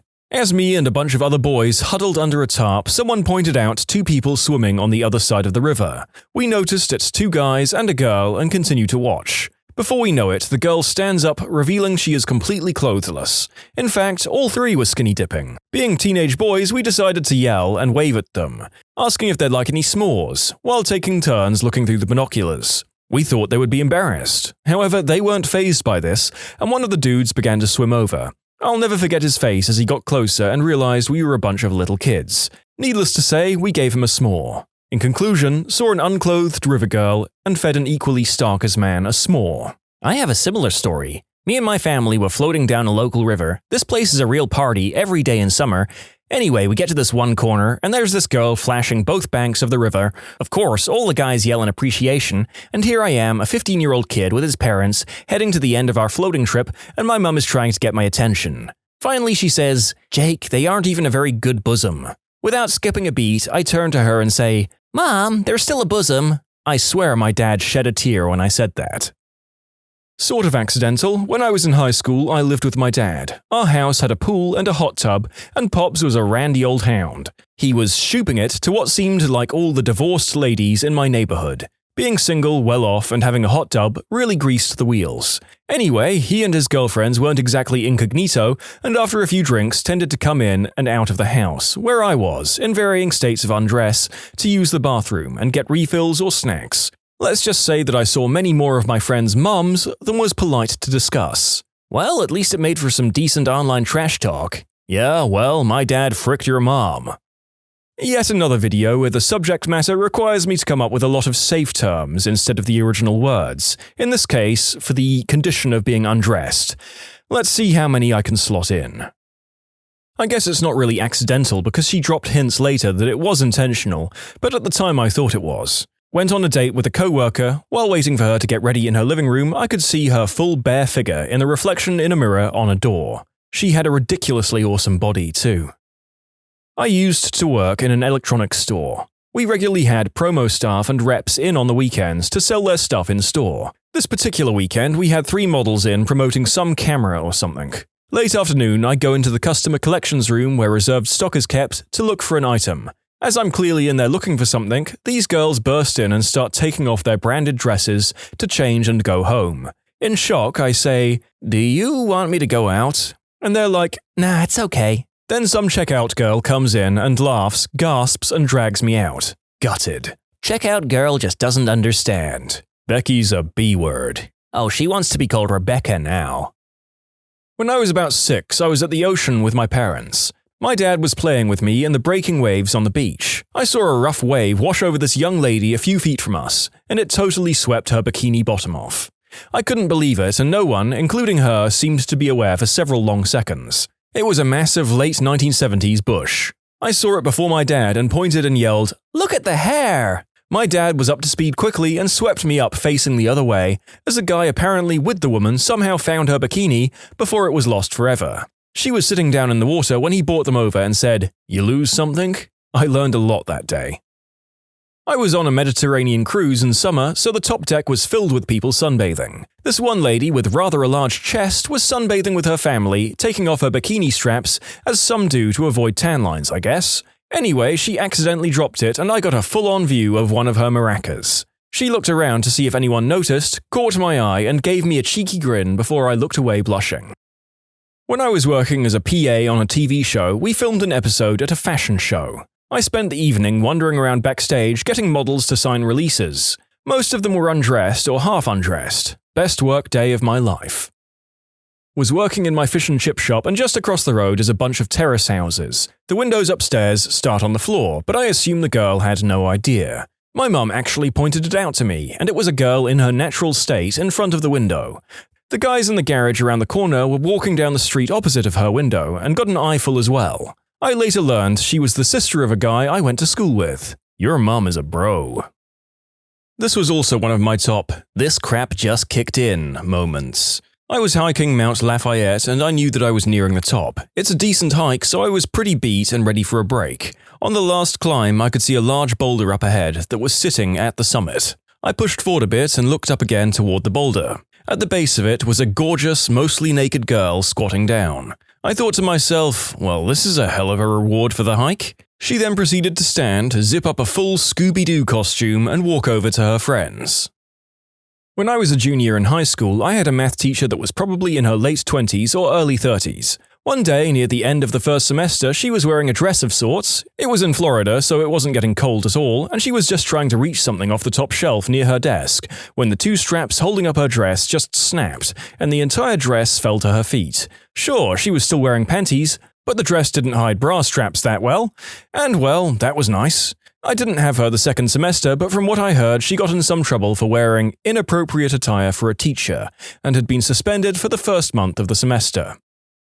I installed security alarms, cameras, sensors, and locks. On one install, I placed a camera in the master bedroom like the husband had asked. While I was still there installing, I was checking the cameras and finishing up the tests, and the wife came out of the bathroom completely naked from the shower. I hastily tried to exit the screen, but the husband who was peering over my shoulder told me not to and just stared at his naked wife while I was in between him and the screen. Just to be clear, I did not do the deed with either of them that time. Was at an indoor water park waiting in line for the attraction that simulates surfing, Flow Rider, I think. Well, there was this really cute girl up and she bails face first. Now, if you know these attractions, you know that there's a lot of force behind the water. As it turns out, it's enough force to completely remove a person's bikini, top and bottom. Must have been really embarrassing for her, but I liked the piercings. Not sure if you can say accidentally, but my neighbor used to be a manager for exotic dancers. One day I'm out in my garden and happened to look up at their back bedroom. That's when I discovered where auditions took place. I got a lot of fresh air from that day on. I own an adult nightclub and auditions are at my house. Yeah, that sounds above board for sure. Around 16 at the time, I left my house after my sister and her two friends came over, one of which is just absolutely banging with an amazing body that I may have thought about once or twice anyway. Nobody else was home. Forgot something in my room, so I ran back in, but I guess nobody heard me come in. I walked down the hallway to my room and past my sister's doorway that was open. I glance over and my brain locks me into place mid-stride, jaw hits the floor, while it burns the image of her butt-naked cupping her chesticles. They all look over at me and scream. I can't look away. She runs toward me and closes the door. I ran to my room, took a few minutes to savor what I saw, and left. I was about 10 and we went snorkeling with the group on vacation. This old, unattractive woman popped out while she was underwater. She didn't notice. I couldn't stop staring. First real bosom I ever saw. That was an image I didn't want and it is now burned into my head. Thank you for that, original poster. My sister and her boyfriend were doing the deed. It was hard to tell with the noise. Well, after an hour, I hear her door close and I think, thank God he left. I can take a crap now. I walk into the bathroom and drop my pants in the dark and start to squat when the lights turn on and her boyfriend walks out in the buff, full staff, and says, "Ready for more?" I just stare in shock and he now realizes that I'm not my sister. Just coughs and walks away. I no longer feel safe to crap in my own bathroom. pull my pants up, and just go to bed. Female friend of mine was getting ready for her sister's wedding. She was sending me snaps of herself asking questions like, necklace or no, to me and her boyfriend, and she accidentally sent me a picture of her mammary glands hanging out in the dress she was wearing. Trust me, she didn't intend on sending me that picture. Work at a hotel on the beach. Usually, every night before I leave, I take a walk around the building just to make sure everything is okay, people are quiet, etc. All of our rooms have balconies, but luckily the way our building is set up, you can't see into another balcony from another balcony. Earlier that day, I had a newlywed couple checking in. All went normal then. Later that night, did my rounds and I saw them on their balcony. He's leaning up against a patio chair turned backwards, pants pulled down, and she's sitting on the chair giving him head. Okay, for all purposes, that's technically an evictable offense, but I just remembered they're a newlywed couple, no one else can see them on their balcony the way our building is configured, so I just turned around, walked back inside, and let it be. At least I knew their marriage got off to a good start, hopefully it stayed that way. During college, I was drunk at a party that ended up moving to a local bar. One of the hot girls in the class ahead of mine came up to me and this other dude. The other dude, I guess, had a bet with her or something, and took her walking up as the perfect time to remind her. He said, "Remember, you still need to flash me." I might be paraphrasing. She gives him an annoyed look and then just flashes the both of us for a good 5 to 10 seconds. Very nice sight, would look again. My wife used to do triathlons, the sprint and Olympic lengths, not Ironmans. She was doing a woman's-only sprint triathlon, and I'm hanging out near her bike waiting for her to return from the swim, first leg of the race. The most experienced athletes bike and run in their one-piece swimsuit. Inexperienced people take the time to change their clothes. There was a woman in her late 20s changing nearby my wife. Obviously new to this stuff, she had planned a different set of clothes for each activity. She had some friends holding up towels to shield her while she changed from her swimwear to her bicycling gear. She got the suit off and struggled to get her bike shorts on over her wet legs while crouching behind the towels. Then she said, "Oh, frick it," stood up bare-chested and proceeded to struggle with her athletic bra. She had a nice all-over tan, I'll give her that much. Walking to school on a soggy morning, saw my art teacher in her minivan changing her clothes. Normally you can't really see into this side of the passenger area windows, because they were all semi-tinted a deeper color, but it just stopped raining a bit earlier and the sun came through the clouds and shined down on the car, lighting it and the area in general up very bright. I could see right into the car window. Mind you, my art teacher was 29 at the time, fit and moderately attractive. Bosom was out for all to see. I was 14 in 9th grade. Probably one of the best days at school followed thereafter. I was in middle school and I was walking behind a girl in high school who was wearing a dress with no panties. The wind picked up when we got off the train and I thought I was the only one who noticed. She didn't even seem to care. Later, I found out that another boy saw it too and we're best friends to this day. I was at my friend's beach house when I was 16. He had a really hot sister that was about 20 at the time. We were watching TV in the living room and she comes in to hang out with us wearing a t-shirt and loose-fitting boy shorts. Looked more like boxers, to be honest. She sat near me and put her legs up in such a way that I had a marvelous view of her lady parts through the baggy leg of the shorts. I tried not to stare, but it was pretty cool when I was 16. The cheerleaders lived across the street from me in college. Every day, my roommate and I would sit on the front porch, have a smoke and wait for the cheerleaders to get home from practice. One would always change with her windows open, and we just sat and watched, thinking she never realized the curtains were open. Then one day, she waved to us and blew us a kiss. Cue the debate. Do we go over? What should we do? What if she just wants you and not me? What if she wants both of us? Former college cheerleader could have been anything. She could have wanted you to come over and do the deed, or she could have just liked showing off her body. Both are equally plausible, mainly because, at times, pulling tail was a game for us too. She probably knew people were watching and she liked it. I dated a girl who would have fun with herself in front of her windows so her neighbors could watch. That is truly disgusting. You should PM me her address so I know to avoid that area. Smoking hot girl going down a water slide. Her bikini top got caught and came off. She had a wonderful chest. My buddy once accidentally Snapchatted his nude to me and our group of friends instead of his girlfriend. Handed the Verizon guy my phone to get it turned back on. Opened Safari and the first thing that popped up was the best pic of my chest to date. We both just laughed it off. Been selling phones for like 10 years. Ran across accidental chest selfies more than a couple of times. It's usually never the kind you want to see. Also worked as a fireman/medic. See many there as well. But they're always like 70+ years old, no good ones there either. Oh frick, this reminds me. When I was doing long distance with my ex, We'd send each other pictures au naturel. She requested pictures of my eggplant quite often. She really got off on those. Well, she selected her favorite picture of my wang and put this as my contact picture, even after I came back from living abroad. I knew it was a bad idea, as it would show every time I rang her. Of course, the upside was that she'd always be down for fun when I rang her. Well, one day at the family dinner table, she's telling everyone how she wants a new phone. Her mum, dad, and sister, and me were there. Her dad just looks up to me and says, "You reckon she'll install a different contact picture for you on her new phone?" Oh gosh, I would die if that were me. I should also note that yes, the vast majority of these stories are about women rather than men. Then again, since a larger proportion of male indecent exposure cases are received to much less positive responses for a myriad of complicated reasons, perhaps that's not surprising. I was in London and my sister and I got last-minute tickets to see Patrick Stewart in A Life in the Theatre. We had amazing seats, 3rd or 4th row centre. So at one point during the play, Patrick Stewart sits down on a folding chair right in the center in front of us. He was wearing loose shorts, and his fricking balls were showing through the shorts. They were huge. It was glorious and incredibly awkward at the same time. The whole scene, he's just balls out. I still can't look at him without thinking, "Dude, I saw your balls." When I was in 3rd grade, we had a really pretty, red-headed student teacher. I can't remember her name, but I remember she was teaching us French for some reason. Apparently she spoke it really well. I'm not sure why that would be part of the 3rd grade experience. One day she came over to help me at my desk with something, and leaned on my desk and bent over. For whatever reason, she decided not to wear a bra that day, and right in front of my face, swinging in her dress, were the largest pair I'd seen up to that point. It was glorious. I truly believe that event changed me, and set the type of woman I've been into ever since. It was certainly a formative experience. At a party in high school, my best friend got hammered and passed out in the front lawn halfway through. I was hanging with my other buddy and his girlfriend, who was also hammered, when he decided to go and check on my best friend. He asked me to make sure his girlfriend didn't do anything stupid while he was gone. She flashed me. I failed him. "You had one job, damn it."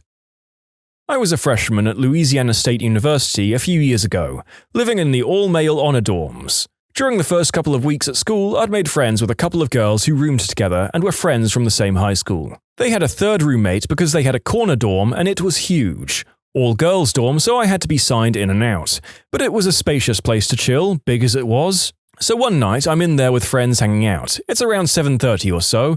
Dining hall just cleared out. So the dorm is packed with girls hanging out and watching TV. And also showering. The alarm goes off, panic ensues as people scramble out of the communal spaces and dorm rooms, and also out of the showers. Positioned as I was at the end of the hallway because the dorm room we were in was in the corner, I saw 8 girls in various states of undress, wet and slippery, from half-dressed to completely starkers, running toward and from me. I'd been at university for a few weeks. I thought this was just the beginning. Nothing but this from here on out, boys. Didn't quite work out that way. But I'll never forget that one night it just so happened to. When I was 8 or 9, being driven by my mum somewhere and staring out the window, in the car right next to us at a light stop, this gorgeous blonde just casually takes off her shirt, removes her bra, then puts a new shirt on. My jaw was on the floor. Mum didn't even notice. I'll never forget it. Winning. I delivered pizza for 7 years. Reddit hardly existed when I finished that job, and while I knew some of the chests I saw were probably dares, that doesn't bother me. I knew it. Brazzers was right all along with the pizza guy gets laid a lot. Some people pay to see women's chests. You got paid to see women without tops on. Think about that.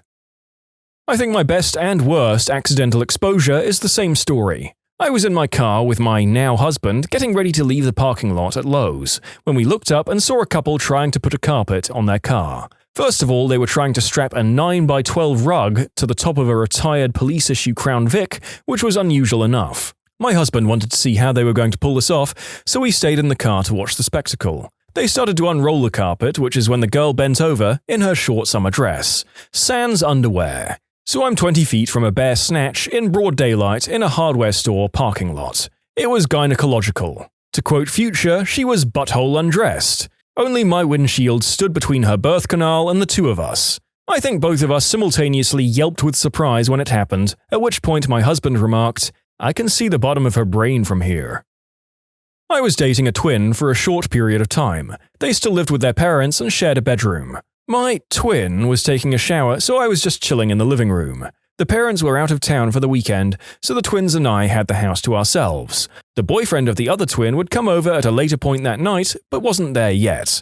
After finishing a show on TV, I walked upstairs to go see if she was finished showering. When I walked into the bedroom, I saw her, naked as the day she was born, and I approached her from behind. I cupped her fun things, big ones, and smelled her wet hair and was about to tell her how nice it smelled when she said, wrong twin. Out of shock, we both stayed like that for 2 or 3 seconds, then I backed off and asked her, never happened? She agreed, and we've never told my twin. Well, that was almost 10 years ago, and we were only dating for a couple of months, so by now she must have told her, I guess. People who hired a personal investigator. What did you uncover?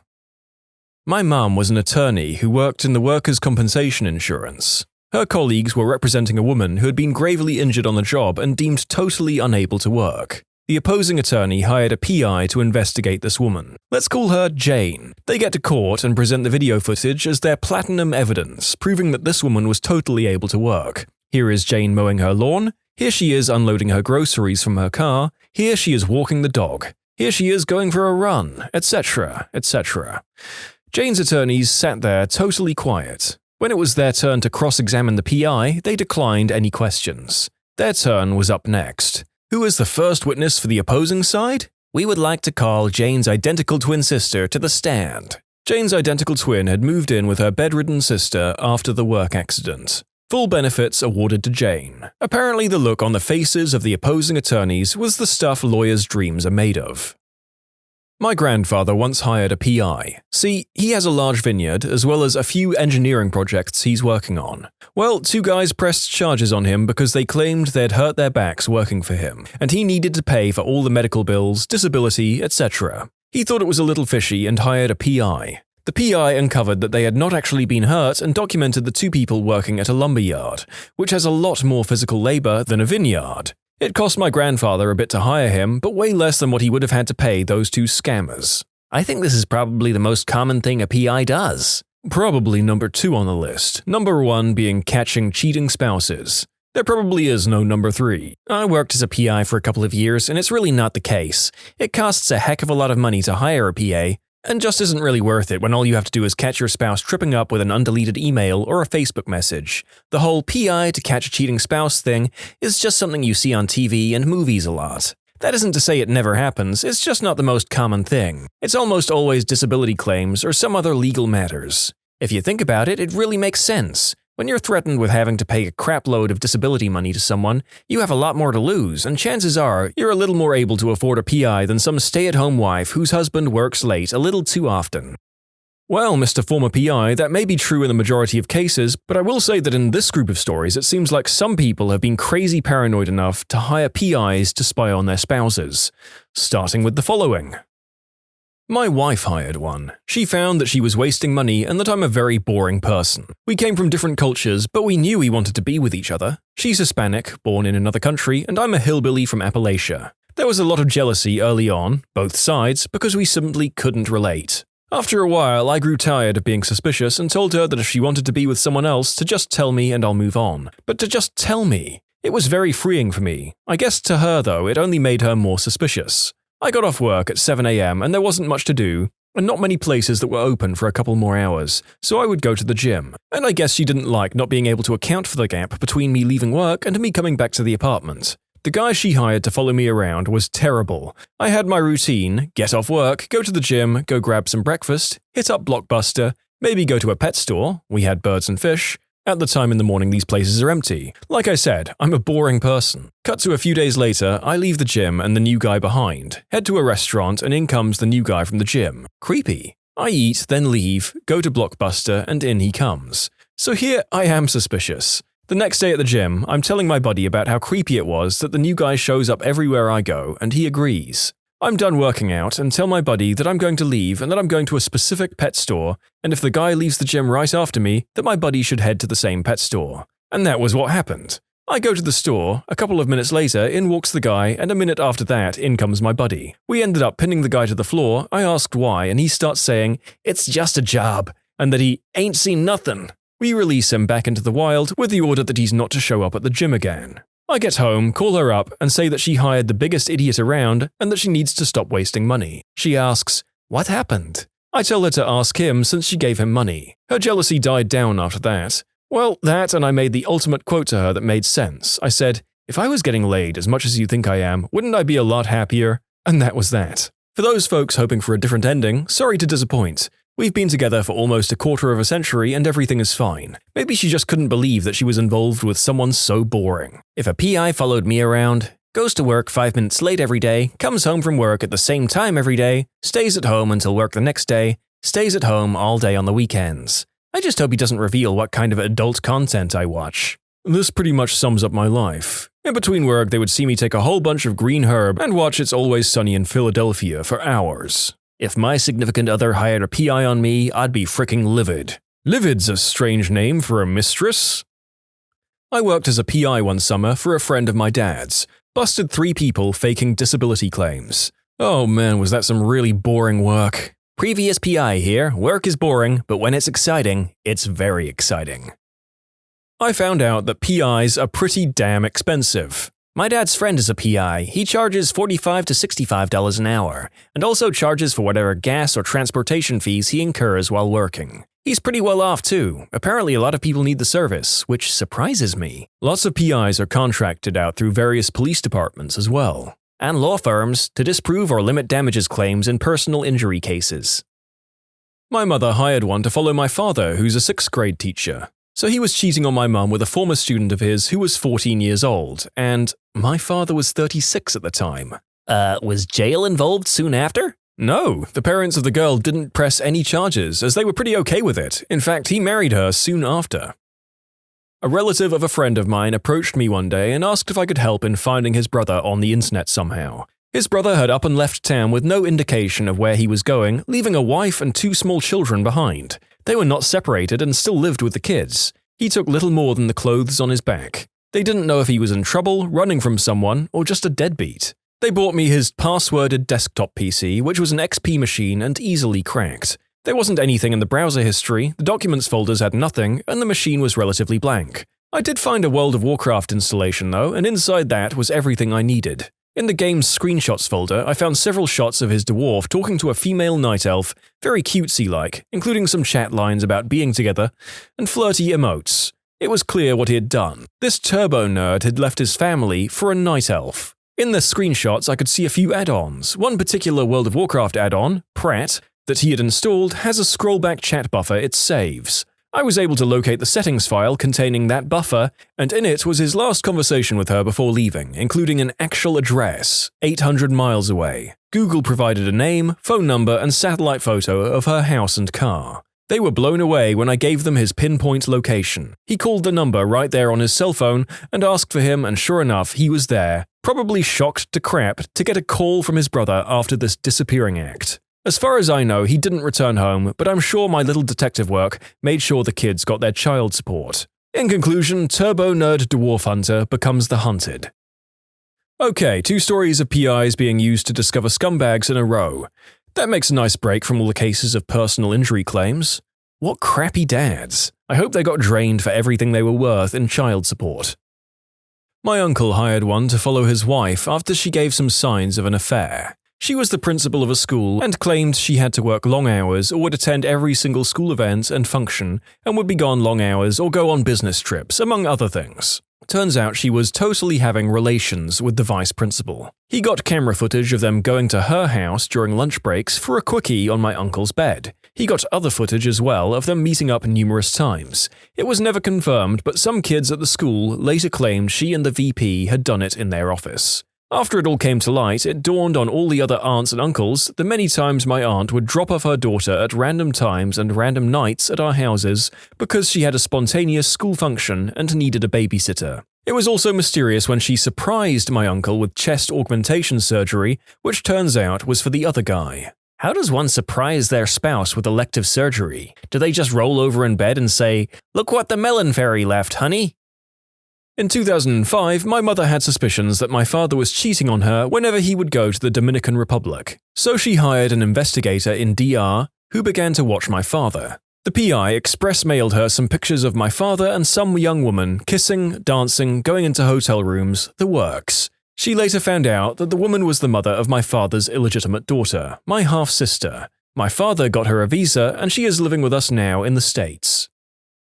I was trying to locate a former business account who had failed to return some of my property. PI quickly determined she used several different names, several different birth dates, sometimes claiming to be a senior citizen, and had used 20 different addresses in the previous few years, all over the country. PI was as baffled as I was, said she was either a con artist or mentally ill, or both. Anyways, too bad for her, her new employer had issued a press release about her hiring. Rather than contacting her, I'd already tried that, I'd exchanged some emails with her without results, I contacted her new boss. UPS man delivered my property to my door 2 days later.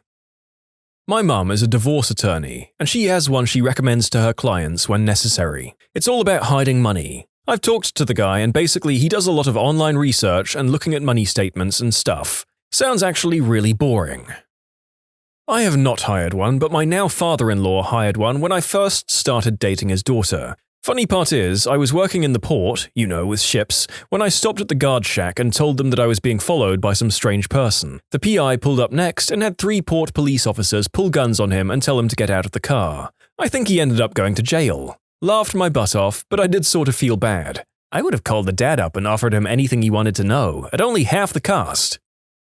My uncle was a PI for a while. He mostly worked for insurance groups and lawyers to make sure the correct person was being served or prosecuted. He would have to figure out stuff like who burned the farm down, John Smith Jr. or John Smith Sr. Was Jane Doe the divorcee or the third wife? One time, this kid wrecked his Ferrari. Kid ended up posting his version of the wreck on MySpace. He told how he'd intentionally wrecked it because his parents didn't get him the Ferrari he wanted. It was very Tom Haverford from Parks and Rec. My mum is a PI. She's asked me to go into bars and adult clubs with her on multiple occasions to observe individuals. Both made sense to remain inconspicuous as well as her own safety. Let me just say, you've never really been to an adult club until you go with your mum. She was trashing girls left and right out of earshot.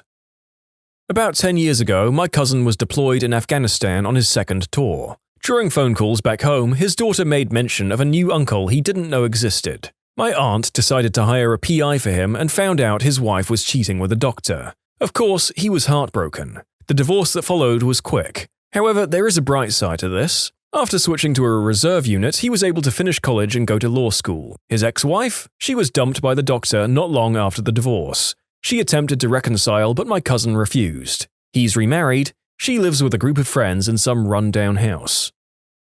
When I was 10, my parents separated and went through a nasty divorce. Sometime during all of that, he hired a PI to follow my mum around. The PI concluded that my mother was a working girl. She did escort service and hung around the doctor's conventions. The PI took photos and logged everything. My dad snuck into the house my mother and I lived in with a camcorder and recorded the discovery of a ledger containing all of her clients and the money exchange. He leveraged it in the divorce so he didn't get bent over entirely. My dad didn't tell me any of this until I was 17 or so. I didn't believe it until I thought back and remembered some things. She had a pager, and back in the 90s only a few types of people had pagers: doctors and working girls. She would suddenly be gone late at night if I woke up. She would always say she was out grocery shopping. I also remember walking in on her wearing a revealing dress made of leather. No more revealing than what girls wear to the club, but hey, that crap is weird when it's your mum and you're 10.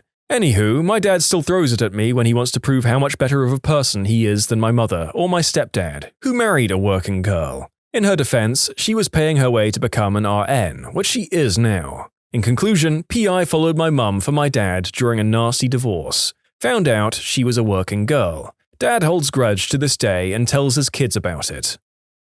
And another piece of evidence that many spouses apparently hire PIs to discover cheating spouses. Okay, so I'll bite. Nothing like hunting down a psycho ex or anything like that, but it's interesting enough. So I was living in England and had an uncle living in assisted living in California. He was 95 at the time, a little fuzzy about some things, but on the whole, sharp as a tack. He was deeply religious and attended church weekly. A couple of women from the church had made friends with him, drove him to church, bought him trinkets and whatnot, and basically took care of him, sort of. Sounded okay to me. Heck, I was in England, what was I going to do? The only thing that jarred me a little bit was one time when I was talking to the woman on the phone, one of them told me that my uncle had signed over power of attorney to them. That struck me as a little odd. My uncle and I weren't really close, but being his heir, along with my brother, wouldn't he have told me about it? I shrugged it off, though. Again, what was I going to do? I was 6,000 miles away. Besides, and this is what gets a lot of people, he was of sound mind. He was a free agent. so it was really none of my fricking business. A year or two go by, I check on him periodically and everything seems fine. I come home one night and my phone is ringing.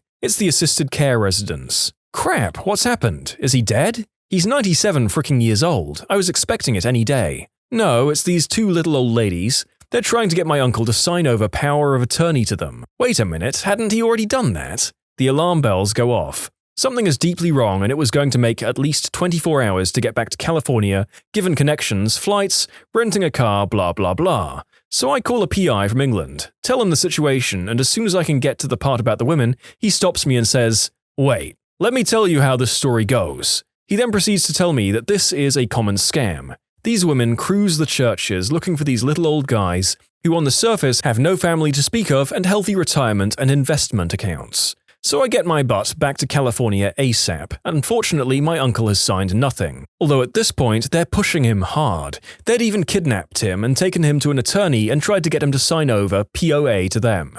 Little did they know who they were dealing with. My dad's side of the family sets the gold standard for stubbornness. I learned this early on when my dad said no, that was it, give it up, because that was an answer that was not going to change. My uncle, all 100 pounds and 97 years of him, had dug in his heels. So we signed over POA to me and now the hunt begins. Where were his accounts? These women handed over nothing to me, a few receipts but no accounts, nothing. So this PI and I ended up hanging out for a few days tracking everything down. I can't begin to tell you how much I learned from this man, a complete original. Vietnam vet, former Navy SEAL, carried a knife in his boot and a gun in his shoulder holster. So he shows me it's mostly research, and that I resonate to since I work in research. Painstaking, boring, turning over one pebble at a time kind of investigation.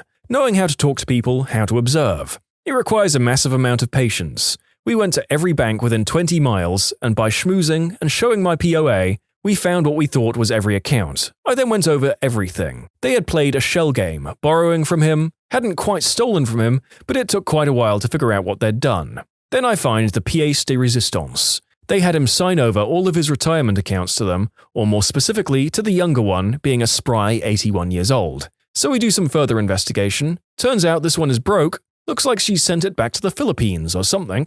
She spent a lot of time in Vegas. So here's how it shakes out, a common scam. These two little Jezebels made a play for my uncle, who fell for the younger one, hook, line and sinker. They get him to sign over all of his retirement accounts to them, and then all they have to do is outlive him. At 81 and 83, respectively, with my uncle 96, it should be easy. So I confront them, told them that I knew what they were doing and I had the evidence. I didn't really, I only strongly suspected, and that I could turn them in. So they spilled the beans, told me what they'd done. They swore that they had only borrowed the money. We signed it all back over, I didn't turn them in, I figured it would all come out in the wash anyway. I didn't want to see them go to jail, and I wasn't sure I could prove it anyway. But if it wasn't for this PI who had my back, they would have gotten away with it. I'm a firm believer now, I learned a crap ton for him. Now for the editorial. This crime is rampant, intimidating, bamboozling, and ripping off the elderly. Most DAs won't touch it. If you even get a whiff that an elderly relative is being abused or ripped off, if it even crosses your mind, step in immediately. Kick butt and take names. You may be the only defense they have. But I'll tell you, it turned out to be one of the most interesting experiences of my life. My uncle got the last laugh. He outlived both of them and passed away peaceably at 100 years old, with me there with him. One of the last things he told me was that he had forgiven them for what they'd done.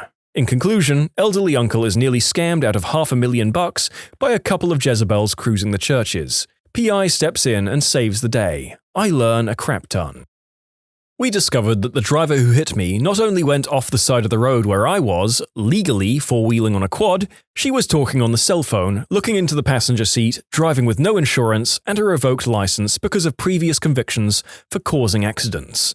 After the truck, pushing my quad into a T-boned position, plowing up so much dirt in front of us that after 70 feet it finally came up to a halt. The investigator had evidence that she was driving 35 miles per hour in a 25 zone and she didn't brake after the impact. After the truck came to a stop, she jumped out and started running away, but witnesses caught her and held her there. My friend, who was sitting behind me, both of us 14, were carted off in ambulances and I never saw this woman's face. The trooper wrote the report that I, 14 years old, had taken an RV instead of an ATV and pulled out in front of the woman, though it was clear the accident happened off the roadway. The trooper interrogated me while I was lying on the ground waiting for ambulances before my parents even arrived. I was in shock while he rephrased the question, Have you had any alcoholic or illegal substances today? Several times. My neighbors finally asked him to wait until my parents arrived. In the hospital room, he questioned me further while my parents were on their way. The nurse had to ask him to stop as my neck was being evaluated, and I had not even had pain medication yet.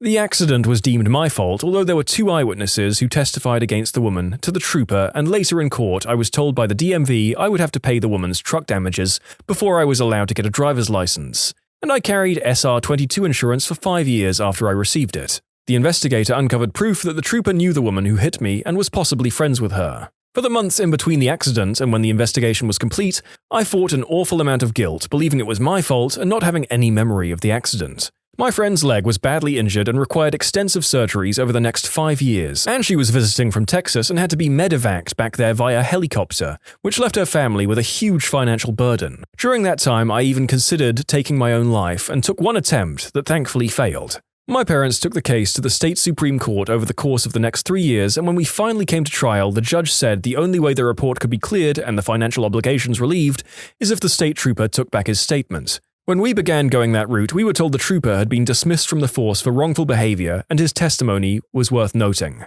That was an expensive lesson in corruption. The financial stress contributed greatly to my parents' divorce. However, if we hadn't hired the investigator, we may have went on thinking it was my fault. I'm very thankful to know that it truly wasn't.